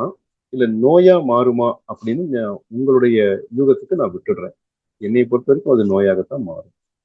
அப்ப இதுக்கு என்ன செய்யணும் அப்படின்னு கேட்டீங்கன்னா, குழந்தைகளுக்கு காலையில 5 மணிக்கு எழுந்திருக்கிறதுக்கான ஒரு விஷயத்த கத்துக் குடுங்க. பெற்றோர்களுக்கும் தான். பெற்றோர்களும் காலையில 5 மணிக்கு எழுந்துட்டாங்க அப்படின்னாக்கா, 5 மணிக்கு எழுந்து முதல்ல வந்து அவங்க கழிவறைக்கு போய் மலத்த வெளிய அனுப்பிட்டு வந்துரணும். அது வயிறு ஃப்ரீ ஆயிடணும். ஃப்ரீ ஆயிடுச்சுன்னாக்கா, அடுத்த 2 1/2 மணி நேரத்துல பசி வரும். ஒரு 7:30 மணி சுமாருக்கு பசி வரும். இதுதான் வந்து உடம்புல இயற்கையா நடக்கிற விஷயம். அப்போ ஒரு முறை மலம் கழிச்சிட்டீங்க அப்படின்னாக்கா, அதுக்கு வயிறு காலி ஆயிடுச்சு அப்படின்னாக்கா, 2 1/2 மணி நேரம் நமக்கு குறைஞ்சபட்சம் டைம் எடுக்கும் பசி வர்றதுக்கு. அப்போ குழந்தைகளுக்கு காலைல 5 மணிக்கு எந்திரிச்சு பாத்ரூம் போற பழக்கத்த கத்துக் குடுங்க. அவங்களுக்கு ஒரு 7:30 மணிக்கு அல்லது 8 மணிக்கு பசி வரும். பசிக்கும்போது நீங்க அவங்களுக்கு ஏதாவது ஒரு தரமான உணவு சமைச்சு குடுங்க. காலையில பழைய சோறு இல்லன்னா கூட, மாவு ஐட்டத்த தவிர்த்துட்டு, அவங்களுக்கு ஏதாவது ஒரு சாப்பாடு போட்டு சாம்பார், ரசமாவது சாப்பிட வச்சு அனுப்புங்க. இட்லி, தோசை வேண்டாம். இது குழந்தைகளுக்காக நீங்க செய்யக்கூடிய ஒரு மாற்றம். இதுல இன்னொரு முக்கியமான விஷயம் இருக்கு. குழந்தைகளுக்கு இந்த பழக்கத்த எப்படி நம்ம கொண்டு வந்திருக்கிறோம்னா, அது 7 மணிக்கு எந்திரிச்சு 8:30 மணிக்கு போறதுங்கிறது வந்துட்டு, அவங்க ப்ரீ-கேஜியோ அல்லது எல்கேஜியோ படிக்கும்போது ஆரம்பிக்கிற பழக்கம். அவங்க +2 முடிக்கிற வரைக்கும் போகுதுன்னு வச்சுக்கோங்களேன். கிட்டத்தட்ட 14 அல்லது 15 வருஷம் இதுல ஓடிடும். இப்படியே ஓடியிருப்பாங்க.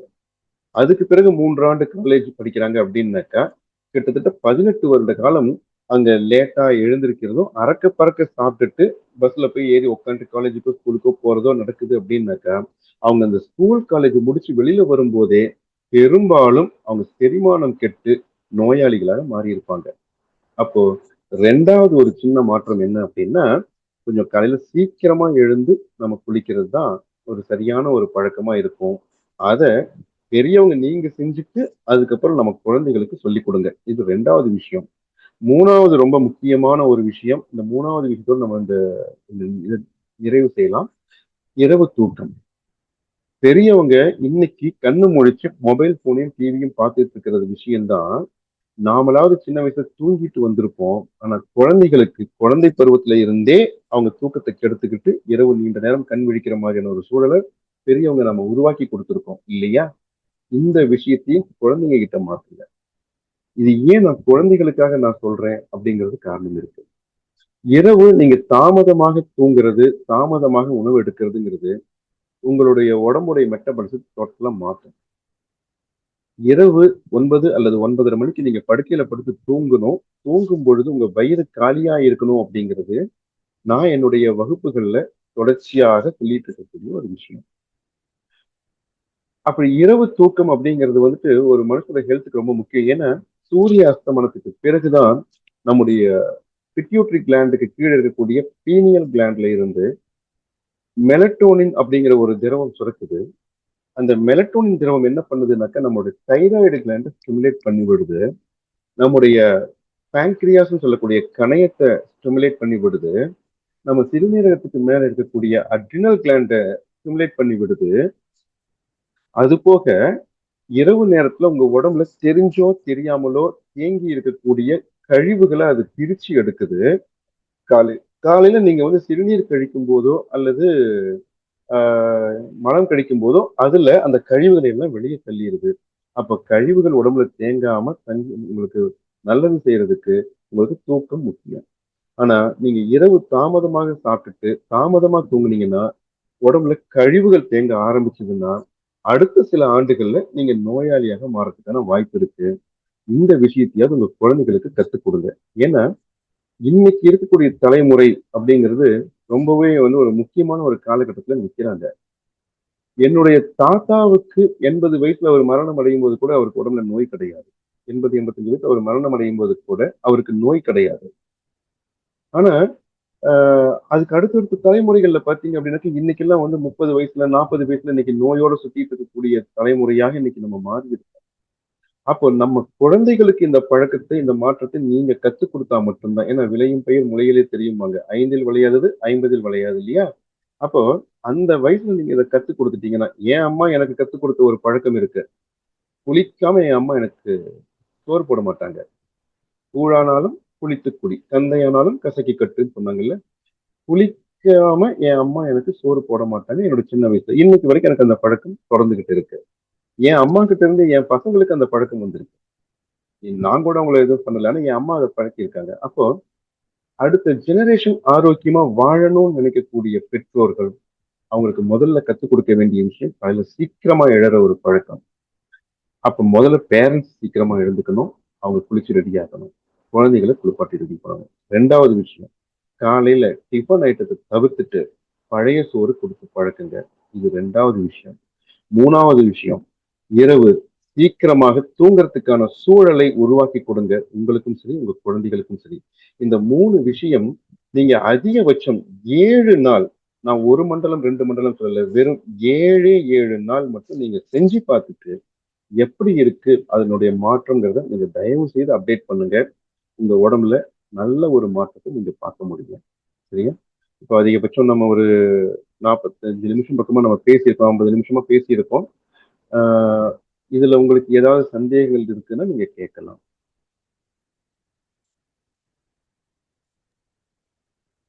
வாழ்க வளமுடன் ஐயா. மிக்க நன்றி. வணக்கம் அம்மா. வாழ்க வளமுடன். அனைவரும் ஐயா அவர்களை துரிய நிலையிலிருந்து வாழ்த்துவோம். சிறிய மாற்றம் பெரிய நலம் என்ற தலைப்பிலே தனது சிறப்பான சிந்தனை உரையை வழங்கிய ஹீலர் மோகன்ராஜ் ஐயா அவர்கள் வாழ்க வளமுடன். அவர்களின் அன்பு குடும்பம் வாழ்க வளமுடன். ஐயா அவர்கள் உடல் நலம், நீலாயுள், நிறை செல்வம், உயர் புகழ், மெய் ஞானம் ஓங்கி வாழ்க வளமுடன். வாழ்க வளமுடன். கேள்வி கேட்க விரும்பும் அன்பர்கள் கைகளை உயர்த்தலாம். அதுக்கு முன்னதாக சிறு குறிப்பு. ஐயா ரொம்ப சிறிய மாற்றம் தான் அப்படின்னு சொன்னாங்க. சோ நாம் எதையோ தொலைத்து விட்டோம். உடல் நலம் மனவளம் தான் முக்கியம் என்பதை நம்முடைய தமிழ் ஆனந்த யோகத்திலே தினம் தினம் சொல்லி கொண்டு வருகிறோம். எல்லாவற்றிலுமே முன்னேறி விட்டோம். கல்வி இருக்கு, கல்வியிலும் விஞ்ஞானத்திலும் மருத்துவத்திலும் எல்லா வசதியும் இருக்கு. ஆனா எதையோ தொலைச்சிட்டோம். என்ன தொலைச்சிட்டோம்னு சொன்னாங்க? நிம்மதி, ஆரோக்கியம். நமக்கு நண்பனி அடிக்கடி சொல்லக்கூடியது, ஆரோக்கியம் இங்கே கிடைக்கிறது என்று எந்த மருத்துவமனையிலாவது எழுதி வச்சிருக்கா அப்படின்னு கேட்பாங்க. அது நிச்சயமா ஆரோக்கியமே எங்குமே இல்லை. நம்ம கிட்ட இருக்கிறத நாம தொலைச்சிட்டு நிக்கிறோம். அதுதான் திரை போட்டு மூடி இருக்கு. ஆனா அதுக்கு நாம தான் வழிவகுக்கணும்னாங்க. அதே மாதிரி ரொம்ப ரொம்ப பெரிய படிப்பு, வேலை, ஆளுமை எல்லாத்துலயும் இருக்கும். நிறைய சம்பாதிக்கிறோம், நிறைய இருக்கு, எல்லார்கிட்டயும் பொருளாதார வசதி மேம்பட்டு இருக்கு. ஆனா நிம்மதியும் ஆரோக்கியம் இல்லை என்பதையும் ஐயா அவர்கள் மிகச் சிறப்பாக எடுத்திருக்கிறார்கள்.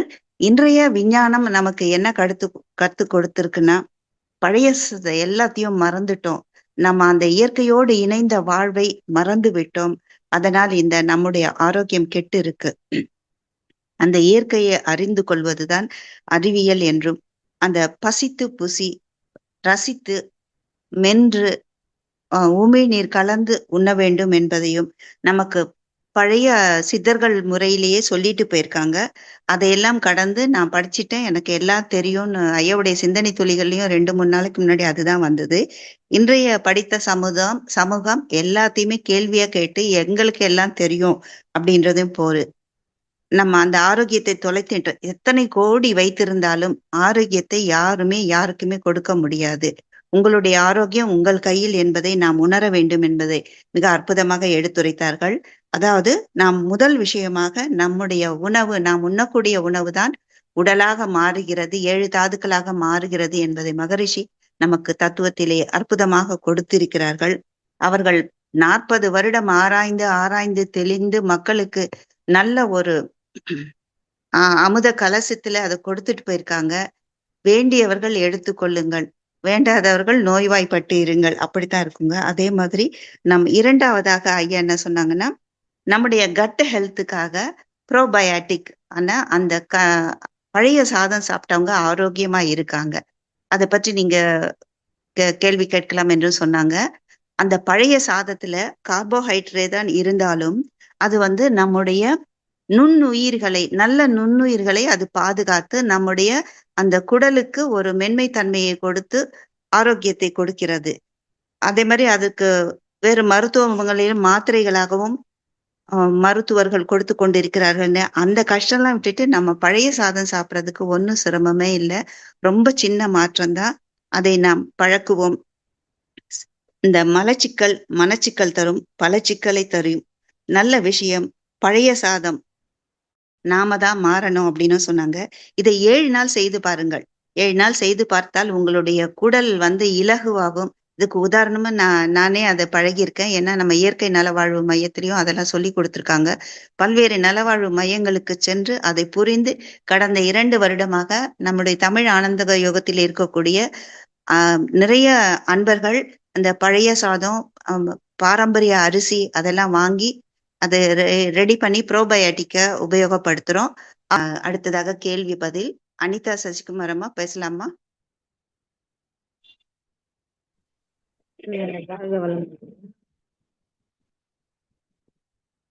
ஹலோ, கேக்குதா? கேக்குதுமா, பேசலாம். நேரம் ஐயா சொன்ன டிப்ஸ்லாம் ரொம்ப ஹெல்ப்ஃபுல்லா இருக்கும். இதே நம்ம வீட்டில் தான் ஃபாலோ பண்றோம். 4:30க்கு எழுந்துருவோங்க. ஆனால் பசங்களை எழுப்புறது கொஞ்சம் சிரமமா தான் இருக்கு. ஃபாலோ பண்றோம் நிச்சயமா. இதுல எனக்கு 2 டவுட் இருக்குங்க ஐயா. இப்போ பழையது காலையில பசங்க கொடுத்து அமிச்சோம்னா அப்போ ஃபில்லிங்கா இருக்க மாதிரி இருக்கும். ஆனா கொஞ்ச நேரத்துலலாம் பசி வந்துடுற மாதிரி இருக்குங்க. அது என்ன பண்ணலாம்னு சொல்லுங்க. இன்னொன்னு, அவுல் சாப்பிட்டோம்னா அதுவுமே வெறும் கார்போஹைட்ரேட்ஸ் மட்டும்தான் இருக்கு. அவுல்ல தேங்காய் பால் போட்டு நட்ஸ் எல்லாம் போட்டு அவங்களுக்கு சாப்பிட கொடுப்பேன். இந்த அவுல்லையுமே கார்போஹைட்ரேட்ஸ் நிறைய இருக்குங்க. அது தரலாங்களா? வாரத்துல 1 நாள் 2 நாள் கொடுத்துருவேன் நானு. அதை பத்தியும் கொஞ்சம் சொல்லுங்க. அம்மா வணக்கம். இப்ப உங்களுடைய கேள்விகளை கவனிச்சோமா? குழந்தைகளுக்கு காலையில பழைய சோறு கொடுக்கறதுனால ஒரு விஷயம், அவங்களுக்கு சீக்கிரமா பசி வந்துரும்னு சொன்னீங்க இல்லையா? அது நல்ல விஷயம். ஒரு பழைய திரைப்படம் ஒண்ணு இருக்கும். நாகேஷ் அதுல தருமியா நடிச்சிருப்பாரு. அந்த குழந்தைங்கலாம் அப்பா பசிக்குது பசிக்குதுன்னு சொல்லிட்டு அவர்ட்ட சுத்தி நின்னு அடம் பிடிச்சிட்டு இருப்பாங்க. அவர் சிரிப்பாரு. அவர் மனைவி சண்டை போடுவாங்க. நம்ம குழந்தைங்க எல்லாம் பசிக்குதுன்னு சொல்லி கேட்கறாங்க, நீங்க சிரிக்கிறீங்களே அப்படின்னாக்கா, குழந்தைங்களுக்கு பசிக்குதாண்டி அப்படின்னா என்ன அர்த்தம்? அவங்க ஆரோக்கியமா இருக்காங்கன்னு அர்த்தம் அப்படின்னு சொல்லிட்டு அவரு சந்தோஷப்படுவாரு. அதுக்காக அந்த அளவுக்கு பட்டினி போட வேண்டிய அவசியம் இல்ல. காலையில பழைய சோறு குடுத்து அனுப்புங்க. அவங்களுக்கு நடுவுல எப்பயும் ஒரு ஸ்நாக்ஸ் குடுக்கறதுக்கு ஒரு டைம் ஒண்ணு இருக்கு. அந்த சமயத்துல முடிஞ்சா ஏதாவது பழங்கள் குடுத்து அனுப்புங்க. அவங்க பழங்கள் உட்கார்ந்து சாப்பிட்டா கூட அந்த பசி அடங்கும். ஆனா பசியோட அவங்க அடுத்த வேளை உணவுக்குள்ளார நுழைஞ்சாங்க அப்படின்னாலே அந்த குழந்தைங்க ஆரோக்கியமா இருப்பாங்கம்மா. இது ஒரு 2, 3 நாளைக்கு அது கொஞ்சம் சிரமமா இருக்கிற மாதிரி தெரியும். அதுக்கப்புறம் அந்த குழந்தைங்களுடைய உடலும், மனதும் அதுக்கு பழகிடுச்சு அப்படின்னாக்கா, அவங்க அதுக்கு செட் ஆயிடுவாங்கம்மா. 1. 2வது நீங்க கேட்டீங்க, அந்த அவல் கார்போஹைட்ரேட் தானே, அது சாப்பிடலாமா அப்படின்ட்டு. உண்மையிலேயே ஒரு விஷயம் இருக்கு. ஒரு பொருள் அது கார்போஹைட்ரேட்டா இருக்கலாம், ஃபேட்டா இருக்கலாம், அல்லது அது வேற ஏதாவது விஷயங்கள் இருக்கலாம். எந்த பொருளாக இருந்தாலுமே, அது நீங்க உட்கார்ந்து நல்லா மென்னு மென்னு ரசிச்சு ருசிச்சு சாப்பிடும் பொழுது, உங்க உடலுக்கு தேவையான சத்துக்களாக மாற்றமடையும் அப்படிங்கிறது தான் உண்மைங்கம்மா. அதனால தாராளமா நீங்க அது குடுக்கலாம். அதுல நீங்க சொன்ன மாதிரி தேங்காய் பால் ஊத்தி நீங்க அது சரி பண்ணி குடுக்கலாம். அல்ல தண்ணீல ஊற வச்சு அதுல நீங்க எலுமிச்சம்பழம் புழிஞ்சு தாளிச்சு குடுக்கறதுனாலும் குடுக்கலாம். அது தவறு கிடையாது. அதே மாரி கார்போஹைட்ரேட் இருக்கு, மினரல் இருக்குன்னு சொல்லிட்டு நீங்க சாப்பிடுறது உங்களுக்கு கார்போஹைட்ரேட்டாகத்தான் மாறுங்கிறது கட்டாயம் இல்லை. அது உங்களுக்கு தேவையான சத்துக்களாவே மாறுங்கிறனால நீங்க தாராளமாக அவல் குடுக்கலாம். தப்பு இல்லைங்கம்மா. சரிங்க ஐயா, ரொம்ப நன்றிங்க ஐயா. இப்போ நைட்ல நானும் என் ஹஸ்பண்டும் வெறும் பழங்கள் தான் சாப்பிடுவோம். ஒரு 6:30 7 மணிக்குள்ள சாப்பிட்டு முடிச்சிருவோம். அவங்களுக்கு இந்த வளரும் பருவத்துல இருக்கிறவங்க இன்னும் 3 வேளை சாப்பாடு தேவைப்படுது. இப்போ நைட்ல வெறும் பழங்கள் மட்டும் அவங்களுக்கு கொடுக்கலாங்களா ஐயா? இல்லைங்கம்மா. பழங்கள் குடுக்கறதுங்கிறது இப்ப நமக்கெல்லாம் ஓகேவா இருக்கும். ஆனா குழந்தைங்களுக்கு அப்படி அந்த அளவுக்கு தாக்கு பிடிப்பாங்களான்னு தெரியல. அவங்களுக்கு முடிஞ்சதுன்னா சூரிய அஸ்தமனத்துக்கு முன்னாடி ஏதாவது ஒரு உணவு குடுத்துருங்க. நொறுக்கு தீனிய ஸ்கூல்ல இருந்து வந்ததுக்கு அப்புறம் குடுக்குறீங்க இல்லையா? அத அவாய்ட் பண்ணிக்கிட்டு, அதுக்கு பதிலா அவங்களுக்கு ஒரு தரமான உணவு சமைச்சு இரவு உணவு மாதிரி ஒரு ஒரு 6 மணி 6:30 மணி சுமார் குடுத்துடுங்க. அது அவங்களுக்கு போதுமானது. தேவைப்பட்ட பழங்களும் எடுத்துக்கலாம். ஆனா பொதுவா நான் பரிந்துரை செய்யக்கூடிய உணவு என்ன அப்படின்னு பார்த்தீங்கன்னா, பெரியவங்களுக்கு காலையில ஏதாவது ஒரு பழங்கள் அல்லது பழச்சாறுகள் எடுத்துக்கிட்டு, அதுக்கப்புறம் உங்களுடைய காலை உணவு எடுத்துக்கலாங்கிறது நான் நெறைய பேருக்கு பரிந்துரை பண்ணக்கூடிய ஒரு விஷயம். பழங்கள் அப்படின்னு சொல்லி சொன்னா, புழிஞ்சா சாறு வரக்கூடிய பழங்கள். சாத்துக்குடி, ஆரஞ்சு, அன்னாசி, திராட்சை இந்த மாதிரியான பழங்கள். இப்ப தர்பூசணி சீசன் அது கூட எடுத்துக்கலாம். அதை எடுத்துக்கிட்டு கூட அவங்களுக்கான இயல்பான உணவு குடுத்துருங்க. மதிய உணவுல கீரை, காய்கறிகள் கட்டாயம் இருக்கும்படி பார்த்துக்கங்க. இரவு உணவு கீரைகள தவிர்த்துட்டு காய்கறிகளும், சாப்பாடும் கூட நீங்க குடுத்துக்கலாம். அது கொஞ்சம் சூரிய அஸ்தமனத்துக்கு முன்னாடி நீங்க குடுத்துட்டீங்கன்னா கூட போதுமானது. அப்படி குடுத்துருங்க. மெல்ல, மெல்ல, மெல்ல அவங்க வளரும்போது நீங்க அவங்கள பழங்களுக்கு கூட மாத்திக்கலாம்மா. சரிங்க ஐயா. ரொம்ப சிறப்பா இருந்ததுங்க ஐயா. நல்ல விளக்கம். இது நெறைய குடும்பம் இத ஃபாலோ பண்ணாங்கன்னே ஃபியூச்சர்ல பசங்களுக்கு வர பிரச்சனைங்கள்லேருந்து 70, 80% குறைச்சிடலாங்க கட்டாயமா. ரொம்ப சிறப்பா இருந்தது. தொடர்ந்து இந்த மாரி வகுப்புகள் குடுத்துட்டு வரணுங்க ஐயா. நன்றிங்க ஐயா. வாழ்க வளமுடன். நன்றி அம்மா. வாழ்க வாழ்க வளமுடன். வளமுடன்ம்மா. ஐயா நன்றி. இப்போ நாம வந்து குழந்தைகளுக்கு சொத்து சேர்க்கிறோமோ இல்லையோ, இந்த ஆரோக்கியத்திற்கான பாதையை அவர்களுக்கு காண்பிக்க வேண்டும் என்ற ஒரு நல்ல புரிதல். அடுத்ததாக மோகன் ஐயா, நீங்க பேசலாம். வாழ்க வளமுடன் ஐயா. வாழ்க ஐயா வளமுடன் ஐயா. வாழ்க வளம். சொல்லுங்க. நான் புதுக்கோட்டையிலேருந்து வணக்கம் ஐயா. மோகன். ரொம்ப சிறப்பா இருந்ததுங்க. உரை சிறப்பா இருந்துச்சு. எந்த ஊர்ல இருந்து ஐயா இப்ப பேசுறீங்க ஐயா நீங்க? புதுக்கோட்டையிலேருந்து. புதுக்கோட்டை. சிறப்பு. சொல்லுங்க ஐயா. ஐயா இப்ப என்னன்னா, இப்ப பழையது சாதத்தை பத்தி சொன்னீங்க. இப்ப நான் அந்த சின்ன பிள்ளையா இருக்கும்போதெல்லாம் பழைய தான் பெரும்பாலுமே சாப்பிடுவோம் காலையில. இப்பயும் நான் வாரத்துக்கு ஒரு வாட்டி 2 வாட்டி ஃபாலோ பண்றேங்க. இப்ப என்ன சொல்றாங்கன்னா, நம்ம இந்த சித்த வைத்தியர் அவங்களே என்ன சொல்றாங்க அப்படின்னா, பழையது நீங்க முன்னோர்கள் சாப்பிட்டாங்கன்னா அவங்க உடல் உழைப்பு நிறைய இருந்தது. அதனால நிறைய அதுல ஃபைபர் இருக்கும். அவங்க அந்த உழைப்புக்கு அவங்களுக்கு உடம்பு அக்செப்ட் பண்ணிக்கும். இப்ப நீங்க அந்த அளவுக்கு உழைப்பு நம்ம போடுறது இல்ல. இப்ப நீங்க பழையது சாப்பிட்டீங்கன்னா செரிமான பிரச்சனை வரும். அதனால நீங்க பழையதை அவாய்ட் பண்ணுங்க அப்படிங்கிற மாதிரியும் நம்ம இந்த சித்த வைத்தியர்கள் அவங்களே இந்த நிறைய அந்த பேட்டியெல்லாம் எல்லாம் கொடுக்குறாங்க. இப்ப அந்த மாதிரி எடுக்கிறதுக்கு நம்ம எடுக்கலாமா, இல்ல நம்ம குறைச்சிக்கிட்டு அந்த நீராகாரம் அந்த மாதிரி மட்டும் எடுத்துக்கலாமா ஐயா அந்த உணவை? ஐயா உண்மையிலேயே நீங்க பழைய சோறு தாராளமா எடுத்துக்கலாம். இன்னைக்கு என்ன நடந்திருக்குங்கிற ஒரு விஷயம் மருத்துவ உலகத்தை பொறுத்த வரைக்கும் ஒரு விஷயம் என்ன நடந்திருக்கு அப்படின்னாக்கா, நம்முடைய மரபு மருத்துவங்கள் இருக்கு இல்லையா? சித்தா, ஆயுர்வேதா, யுனானி இதெல்லாம் இருக்கு இல்லைங்களா? அதுல இன்னைக்கு ஒரு மாற்றம் நடந்திருக்கு. அவங்க படிக்கக்கூடிய அனாட்டமி அப்படிங்கிறதே ஆங்கில மருத்துவர்கள் படிக்கக்கூடிய அனாட்டமியை கூட அங்க திணிச்சிட்டாங்க. அப்படி இருக்கும்போது அந்த ஒரு குழப்பங்கள் வருதே தவிர, மற்றபடிக்கு அந்த விஷயம் உண்மை அல்ல. நீங்க தாராளமாக பழைய சோறு தாராளமா எடுத்துக்கலாம். குழந்தைகளுக்கும் தாராளமா கொடுக்கலாங்க ஐயா. அது எந்த தவறும் வராதுங்க ஐயா. நன்றிங்க, நன்றிங்க. சிறப்பு. நன்றி ஐயா. மோகன் ஐயா, உங்களுக்கு ஒரு சிறியது. நம்ம சிறு தானியங்கள்னு இருக்கு இல்லைங்களா? நமக்கு வரகு, சாமை அதெல்லாம் தான் ஆமாம். ஹார்ட் ஒர்க் பண்றவங்க சாப்பிடணுன்ற ஒரு இது இருக்கு. இப்ப நம்ம சிஸ்டம்ல உட்கார்ந்து பண்றவங்களுக்கு அது செரிக்காது.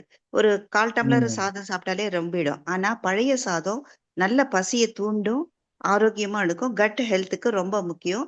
ப்ரோபயாட்டிக் அது அப்படி சாப்பிடலாம். நீங்க வெறும் சாதமே இல்லைன்னா கூட காலையில பழைய சாதம் சாப்பிட்டுட்டு மதிய உணவுக்கு முன்னாடி வெறும் அந்த நீராகாரத்தை குடிச்சாலே உங்களுக்கு கட் ஹெல்த் இம்ப்ளிமெண்ட் நல்ல ஒர்க் ஆகும். இது என்ன சொல்லுவ ஆதாரத்தோட நிரூபிக்கிறதுன்னா, நான் வாரத்துக்கு 3 நாள் அந்த பழைய சாதம் தான். இப்ப நிறைய திரைப்படங்கள்ல கூட அது காட்சிகளாக வந்து கொண்டிருக்கிறது. சமீபத்தில் வந்த திரைப்படங்களிலும் அதே இருக்கு. அதே மாதிரி இதுல சீரக சம்பா, பூங்கார் அரிசி, புழுங்கல் அரிசி இது நீங்க பழையத வச்சு சாப்பிட்டு பாருங்க. அதனுடைய சுவையும், மனமும் நமக்கு மனசு முதல்ல நிறைஞ்சிரும். அப்புறம் வயிறு நிறையும். சிறப்பா இருக்குங்கய்யா. நீங்க தொடர்ந்து அது உண்ணலாம். ஆரோக்கியமான உணவு. அதாவது தவறுதலான புரிதலை நமக்கு தவறாகவே கற்பிக்கப்பட்டு விட்டது.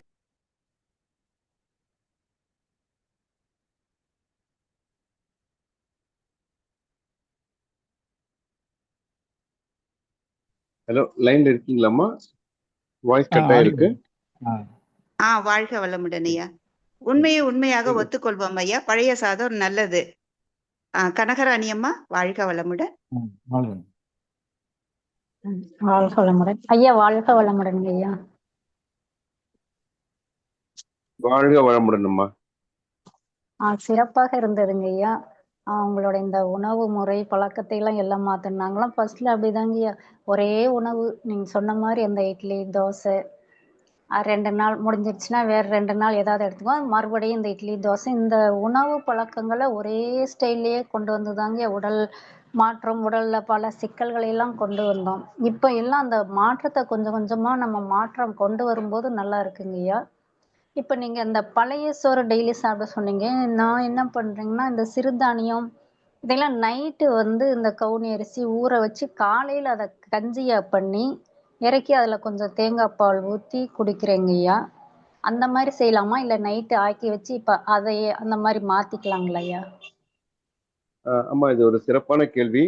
இந்த விஷயம் தான் கொஞ்சம் முன்னாடி அந்த அனார்கலி அம்மாவும் அதுக்கு பதில் சொல்லியிருந்தாங்க. இந்த கவுனி அரிசி, அந்த மாப்பிள்ளை சம்பா, இந்த மாதிரி அந்த சிகப்பு கலர்ல இருக்கக்கூடிய அரிசி ரகங்கள், இதெல்லாம் கருப்பு அரிசி, இந்த மாதிரி அரிசி ரகங்கள் எல்லாம் பாரம்பரிய அரிசி ரகங்கள் எல்லாம் உடல் உழைப்பு இருக்கு அப்படின்னா நம்ம தாராளமா எடுத்துக்கலாங்கம்மா. நான் சமீபமா இந்த ஒரு 7-8 மாதங்களா நான் சில விஷயங்களை நான் கவனிச்சிருக்கேன். உடம்பு முடியாம படுத்திருக்கக்கூடிய பெரியவங்களுக்கு யாரோ ஒரு மருத்துவர் என்ன பண்ணிருக்காங்க, கருப்பு கவுனி கஞ்சி கொடு அப்படின்னு இருக்காங்க. சரிங்க. சரிங்களா? அப்போ அவங்களுக்கு கருப்பு கவுனி அரிசி கொடுத்து, ஏற்கனவே நம்முடைய மரபு மருத்துவத்தை என்ன சொல்லியிருப்போம் அப்படின்னாக்க, உடம்பு சரியில்லை அப்படின்னா செரிமானம் கெட்டு இருக்கு அப்படின்னு நம்ம சொல்லுவோம். செரிமானம் கெட்டாதான் உடம்பே கெடும், எந்த தொந்தரவுமே. அப்படி இருக்கும் பொழுது அவர் ஏற்கனவே செரிமானம் கெட்டு படுத்திருக்கவங்களுக்கு கருப்பு கவுனி அரிசி கொடுத்துட்டு இருக்காங்க. நான் அதை போய் நிற்பாட்டுங்க அப்படின்னு சொல்லி சொன்னா, இல்ல டாக்டர் சொல்லியிருக்காங்கன்னு வந்து நிக்கிறாங்க அதுல. அப்போ உடல் உழைப்பு இருக்கு, நம்ம நல்லா ஓடுறோம், ஒடியாரோம், நிறைய வேலை செய்யறோம், அந்த குழந்தைங்க விளையாடுறாங்க, நிறைய மொபைல் போன் பார்க்காம டிவி பார்க்காம அப்படின்னாக்கா நீங்க இந்த மாதிரியான அரிசி ரகங்கள் சிறுதானியங்கள் கொடுக்கலாங்கம்மா. இல்ல அந்த மாதிரியான வேலை இல்லை அப்படின்னா நீங்க சாதாரண நீங்க உங்க வீட்டுல கிடைக்கிற அந்த பொன்னி அரிசியை கூட கொடுக்கலாம். அப்புறம் இந்த அரிசி ரகத்தை பொறுத்த வரைக்கும் இன்னொரு விஷயம் இருக்கு. இப்ப வெயில் காலம், எல்லாருமே கேட்டுக்கோங்க, தங்க சம்பான்னு சொல்லிட்டு ஒரு அரிசி ரகம் இருக்கு. அது கொஞ்சம் நீங்க எடுத்துக்கிட்டீங்க அப்படின்னாக்கா உடம்புக்குள்ள வெப்பம் அதிகமா இல்லாம ஒரு குழு குழுன்னு சொல்லி இருக்கக்கூடிய ஒரு ஃபீல் அது கொடுக்குது. இங்க அதை நாங்க பார்த்திருக்கோம். நீங்க முடிஞ்சதா அதை கொஞ்சம் கடைபிடிச்சுக்கலாம் இந்த வெயில் காலத்துல. சரிங்களாம்மா? ஓகேம்மா. அப்ப நைட் அந்த தங்க சம்பான்னா கூட நைட் ஆக்கி வச்சு அதை பழைய சாதமா மாத்தி சாப்பிடலாம். தாராளமா பண்ணலாங்கம்மா. அதாவது வெள்ளை கலர்ல இருக்கக்கூடிய அரிசிகள் எளிதில் செரிமானமாகவும் அந்த மாதிரி இருக்கும். கருப்பாகவோ சிகப்பாகவோ இருக்கக்கூடிய அந்த பாரம்பரிய ரகங்கள் இருக்கு இல்லைங்களா, அது கொஞ்சம் ஊற வைக்கிறதுக்கு நேரம் அதிகமா எடுக்கும், இல்ல வேக வைக்கிறதுக்கு அதிகமா எடுத்துக்கும், அந்த மாதிரி இருக்கும். அப்படியே ஒருவேளை நீங்க அந்த அரிசி ரகங்கள் எடுத்துக்கிற மாதிரி இருந்தது அப்படின்னாக்கா, நார்மலா 1 கிலோ அரிசி நீங்க போட்டீங்க, வெள்ளை அரிசி போட்டீங்க அப்படின்னாக்கா 5 பேர் வரைக்கும் சாப்பிடுவாங்க இல்லைங்களா? ஆனா இதே இந்த கவுனி அரிசி மாதிரியான அரிசி எல்லாம் நீங்க போடுறீங்க, மாப்பிள்ளை சம்பா போடுறீங்க அப்படின்னாக்கா, அது 1 கிலோ அரிசிய நீங்க என்ன பண்ணிக்கலாம்னாக்க 7 பேர் வரைக்கும் சாப்பிடலாம். குறைவா எடுத்துக்கிட்டாலே போதுமானது. அந்த நியூட்ரிஷன் வேல்யூ நமக்கு கிடைச்சிடும். அதுதான் அதுல இருக்கிற விஷயம். அப்போ அது கொஞ்சம் வெள்ளை சாப்பாடு சாப்பிடுற அளவுக்கு நீங்க அதை எடுத்துக்கிறதுங்கிறது வேண்டாம். அது கொஞ்சம் பார்த்து நீங்க உங்களுடைய நாக்கு சொல்லக்கூடிய அளவுல நீங்க சாப்பிடணும். நமக்கு ஏற்கனவே முன்னோர்கள் இந்த குழுல பேசின பெரிய டாக்டர்ஸ் எல்லாம் நம்ம குழுல இருக்கவங்க பேசியிருக்காங்க. அவங்க என்ன சொல்லியிருப்பாங்கன்னாக்கா, ரசிச்சு ருசிச்சு சாப்பிடுங்கன்னு சொல்லியிருப்பாங்க. நாக்குக்கு சுவை முட்டுகளுக்கு திருப்தி ஆயிடுச்சுனாக்கா, சுவை தெரியலன்னா நிப்பாட்டுற மாதிரி அதை பார்த்துக்கோங்க. அதுதான் உங்களுடைய அளவா வச்சுக்கோங்க. சரிங்களா? ஆனா இந்த அரிசி ரகங்கள், இந்த பாரம்பரிய ரக அரிசிகளுக்குள்ள நீங்க போறீங்கன்னா உடல் உழைப்பு இருக்காங்கிறத மட்டும் கொஞ்சம் பார்த்துக்கோங்கம்மா. சரி. அது கம்மியா இப்ப நம்ம நார்மலா சாப்பிடறத விட ரொம்ப ரொம்ப கம்மியாதாங்கய்யா. இந்த சீரக சம்பா அரிசிங்கிறது கூட மத்தியானம் பண்ணி அந்த தயிர் சாதமா எடுக்கும்போது ரொம்ப ரொம்ப கம்மியா எடுத்தாலே அது நீங்க சொன்ன மாதிரி நைட்டு வரைக்கும் அது சரியா போயிருதுங்கய்யா. நைட்டு வரைக்கும் பசியே எடுக்கிறது. ரொம்ப அளவு நம்ம கம்மியா எடுத்துக்கிட்டோம்னாலே நல்லா இருக்குதுங்கய்யா. அப்ப அந்த மாதிரி எடுக்கிற நேரத்துல நம்ம அளவு கம்மியா எடுத்துக்கலாங்களா? எடுத்துக்கலாமா, தப்பு இல்லைங்கம்மா. ரொம்ப நம்ம அந்த சாதாரணமா சாப்பிடறத விட இது அளவு நம்ம கம்மியா எடுத்துக்கிட்டாலே அந்த இது நம்மளுக்கு அதுல கிடைக்கிற சத்து இதுல கிடைச்சிரும். ஓகே, ஆமாங்கம்மா. கம்மியா எடுத்தாலே போதுமானதுங்கிறது உண்மை அதுல. சரிங்களா? அதே மாதிரி நீங்க ஒற்றை தீட்டல் அரிசின்னு சொல்லிட்டு கூட ஒண்ணு இப்ப மார்க்கெட்ல எல்லாம் வந்துட்டு இருக்கு. அதுவுமே கூட பாத்தீங்கன்னாக்கா பாலிஷ் பண்ண அரிசி நீங்க 5 பேர் சாப்பிடுறீங்கன்னாக்கா, ஒற்றை தீட்டல் அரிசி உங்களுக்கு எப்படின்னாக்கா ஒரு 7 பேர் வரைக்கும் கூட சாப்பிட்டுக்கலாம். அது மாதிரிதான் இருக்கும். அப்புறம் இங்க ஒரு ஐயா கேட்டிருக்காரு, தங்க சம்பா அரிசி ஐயா, இன்னொரு முறை அரிசி பெயர் சொல்லுங்க. ஆமா, அது தங்க சம்பா அரிசி தாங்க ஐயா. நன்றி அம்மா.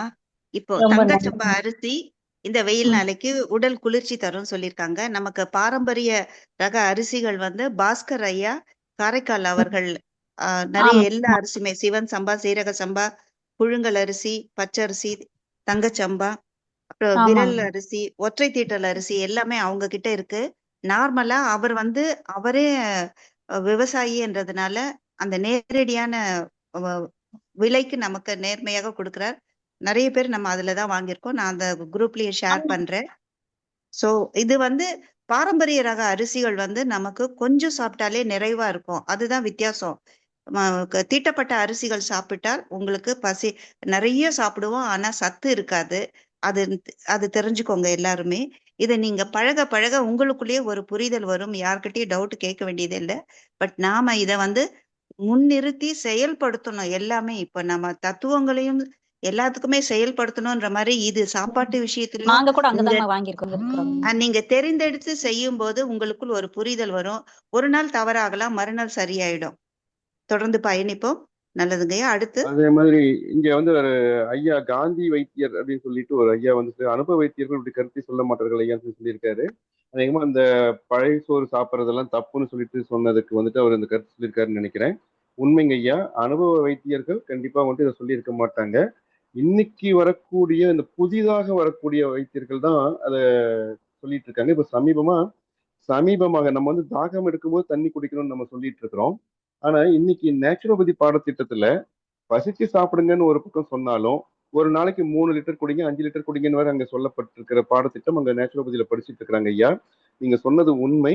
ஆனா நாம வந்து என்னன்னா இன்னைக்கு படிச்சுட்டு வரக்கூடிய மருத்துவர்களுக்கு நாம வந்து கொஞ்சம் முன்னோடியாக இருந்து அவங்களுக்கு சொல்லி கொடுத்தோம் அப்படின்னாக்கா அவங்களும் வந்து மாறுறதுக்கான வாய்ப்பு இருக்குங்கிறது ஒரு விஷயம் இருக்குங்க ஐயா.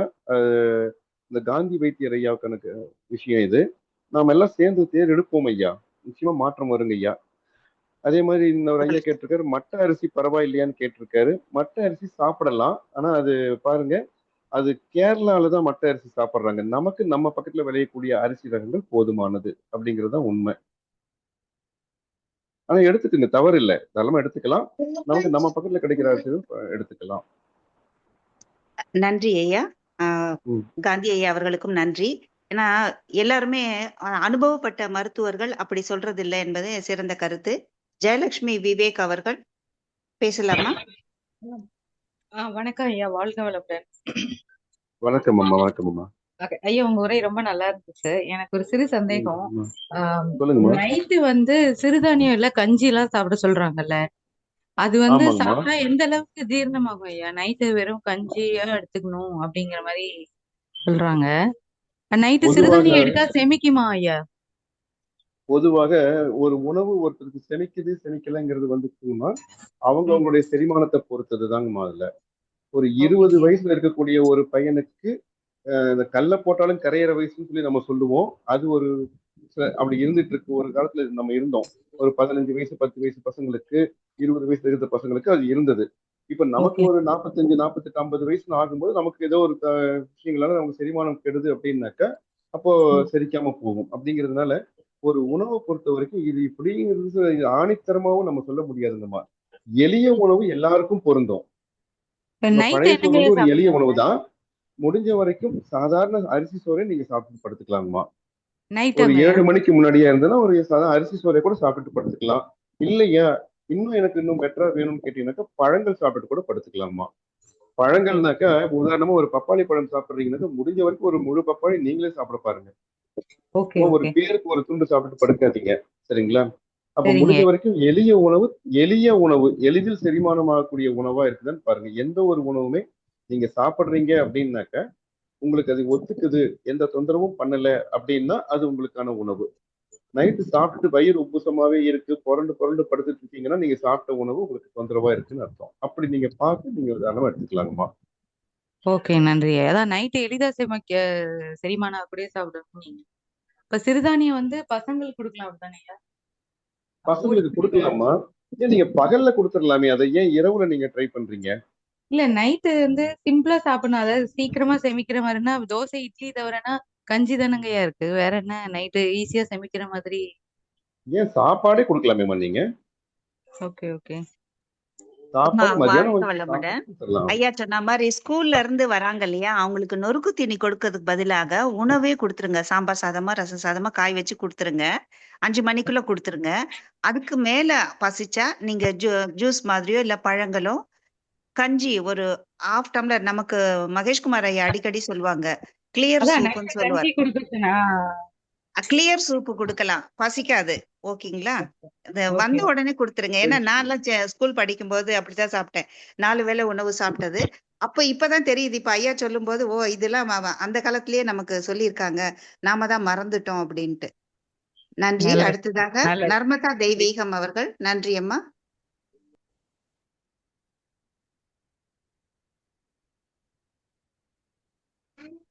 அம்மா வாழ்க பேசலாம். வளமுடன். நர்மதா.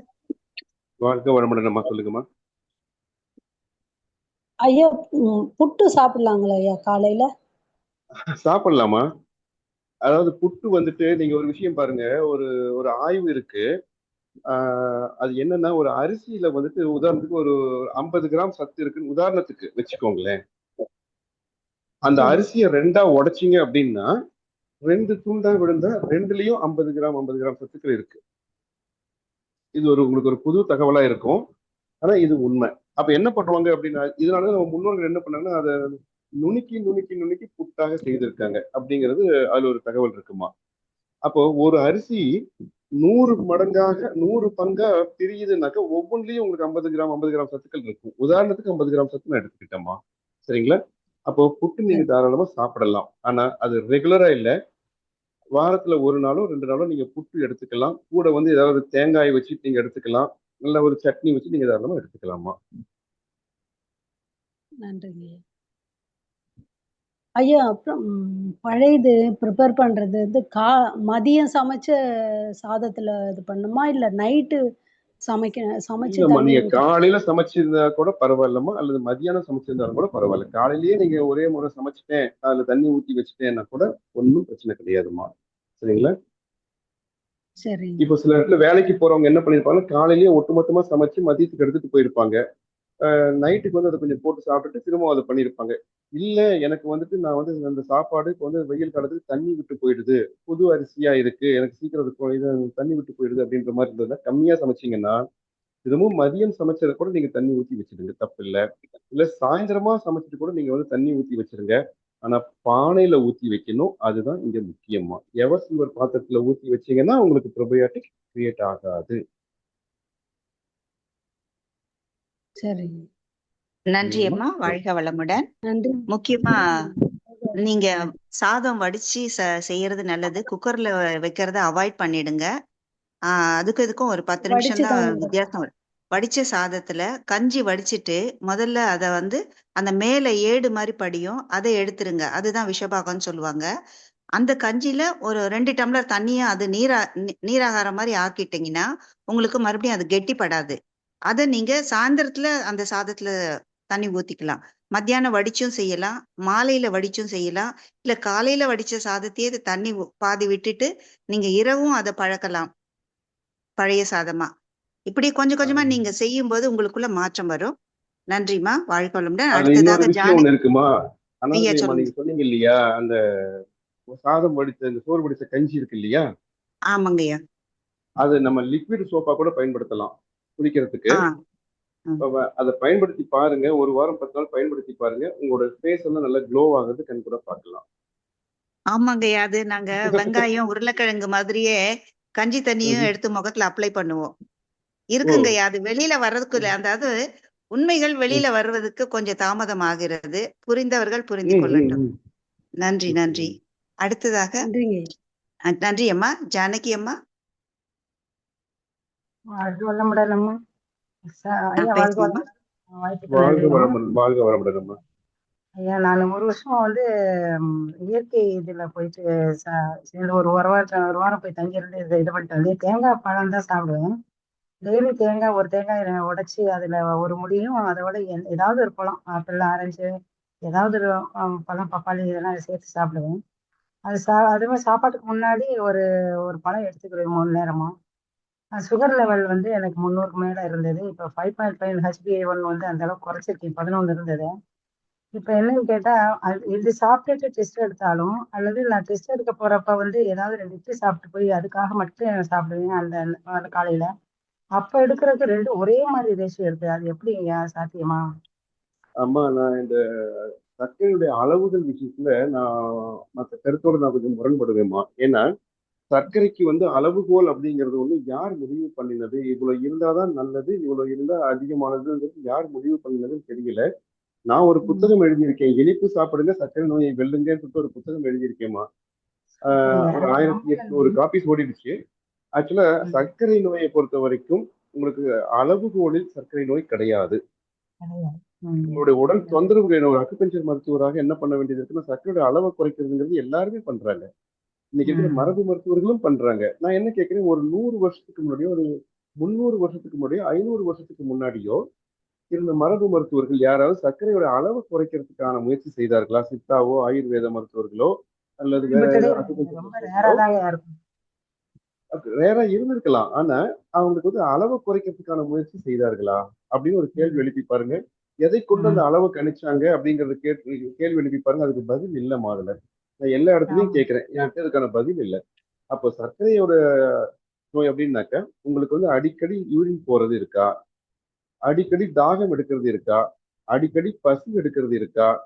உடம்பு மெலியுதா? அப்படிங்கறத இந்த அறிகுறிகள் இருக்குதா அப்படிங்கறத மட்டும் பாருங்க. அது இருந்ததுன்னா அப்ப சர்க்கரை நோய்.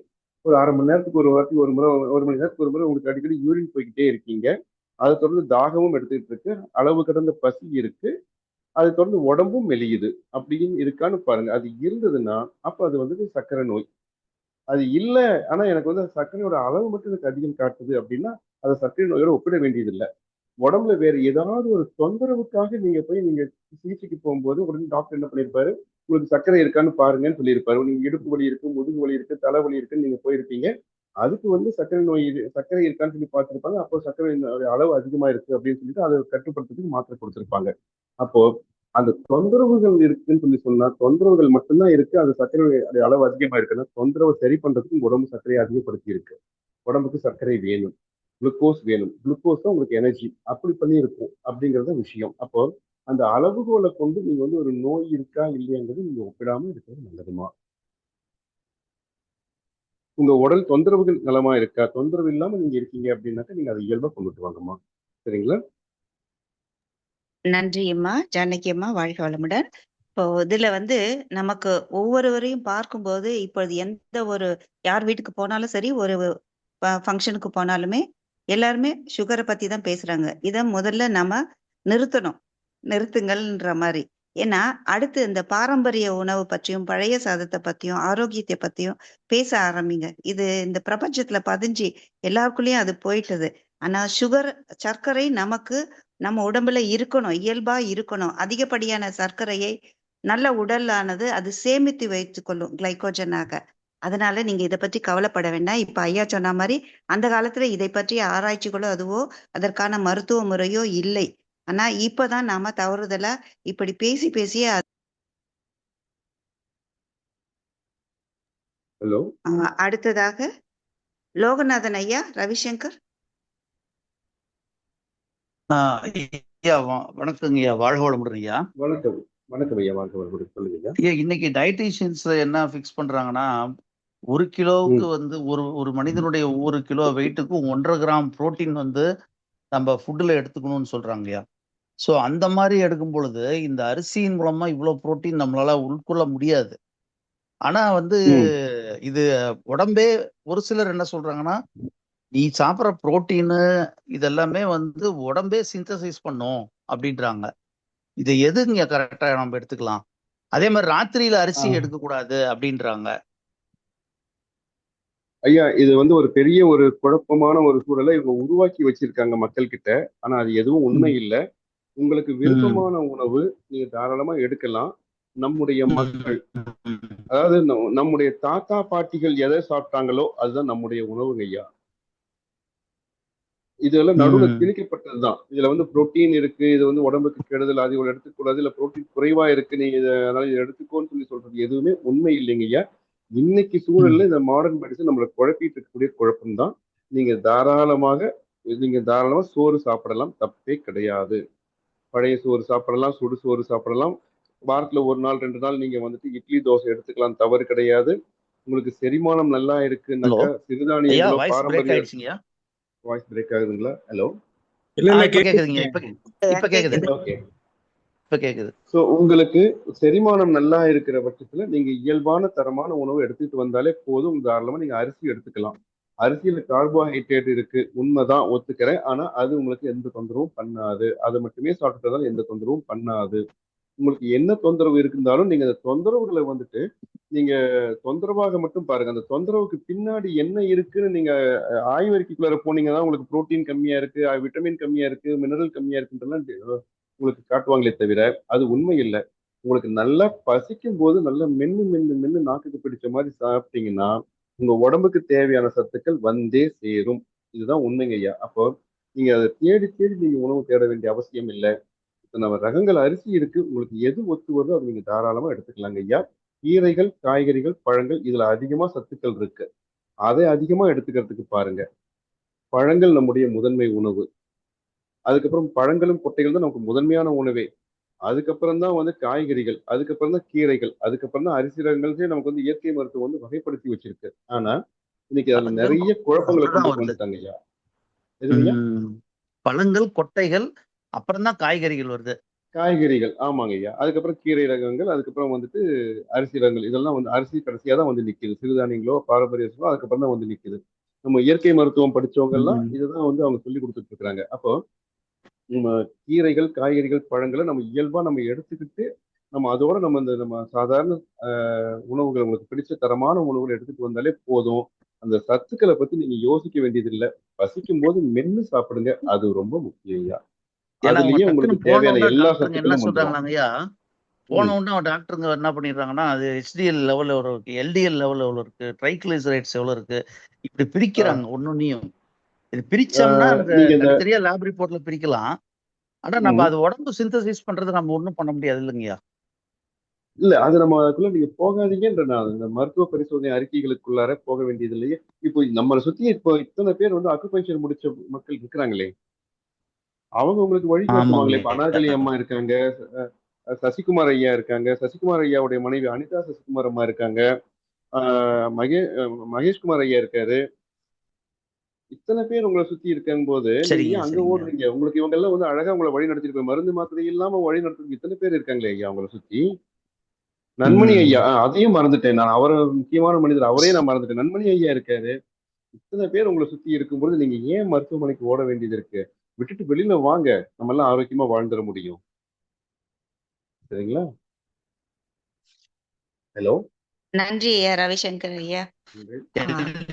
செக் பண்ண தினம் தினம் நம்முடைய நன்றிங்க. தமிழ் நன்றிங்க ஐயா, நன்றி. தமிழ் ஆனந்த யோகத்திலே இதுதான் நம்ம இயற்கை வாழ்வியல் சார்ந்த மருத்துவர்களை கொண்டுதான் நம்ம வகுப்பு எல்லாருக்குமே கொடுத்திருக்கோம். இப்ப ஐயா அவர்களை மீண்டும் வாழ்த்துவோம். ஐயா அவர்கள் முக்கியமா வாழ்க வளமுடன். சொல்லுங்க ஐயா சொல்லுங்க மிக்க ஐயா. நன்றி ஐயா. ஐயாவோட சிந்தனை ரொம்ப எளிமையாவும் இருந்தது, பிராக்டிக்கலாகவும் இருந்தது. அது நம்முடைய அன்பர்களுக்கு மிக மிக உபயோகமாக இருந்திருக்கும். தனிப்பட்ட முறையில் ஐயா எனக்கு ஒரே முறை தான் சொன்னேன். அவர் உடனே மறுப்பு தெரிவிக்காம கண்டிப்பா வந்து பேசுறேன்னு சொல்லி சிறப்பான கருத்துக்களை வெளிப்படுத்தினீங்க. நீங்க அதுல சொன்னது நன்றி ஒரு ஐயா. முக்கியமான பாயிண்ட்டுங்க. உங்க குருநாதர் சொன்னாரு, மாவு பொருள் நிறைய சாப்பிட்டா அது நோவு, அது போய் சாவுல போய் முடியும்னு. அது ரொம்ப கொலாக்கோல இருந்தாலும் நல்ல ஒரு இதுங்க.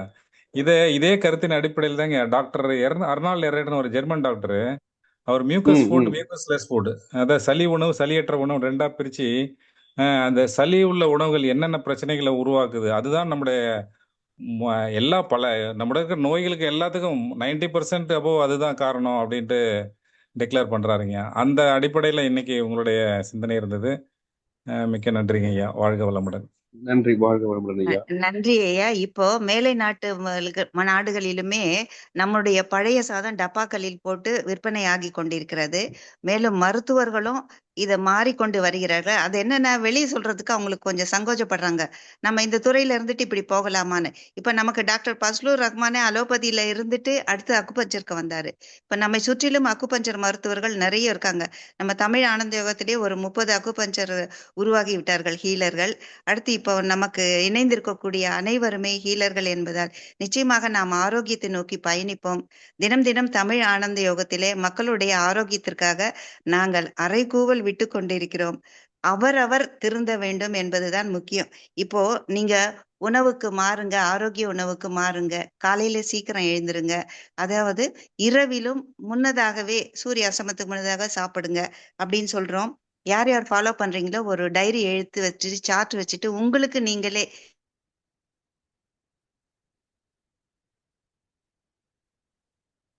மைக்கு வரலமா ஐயா? இந்த நீங்க எழுதின புத்தகம் எப்படி பெறுவதுன்னு கேட்டிருக்காங்க. நீங்க அதுக்கான தகவலை எனக்கு ஷேர் பண்ணுங்க. நாங்க நம்ம வாட்ஸ்அப் உங்களுக்கு குரூப்ல கொடுத்துட்றேன் ஐயா, ஒன்றும் பிரச்சனை இல்லை.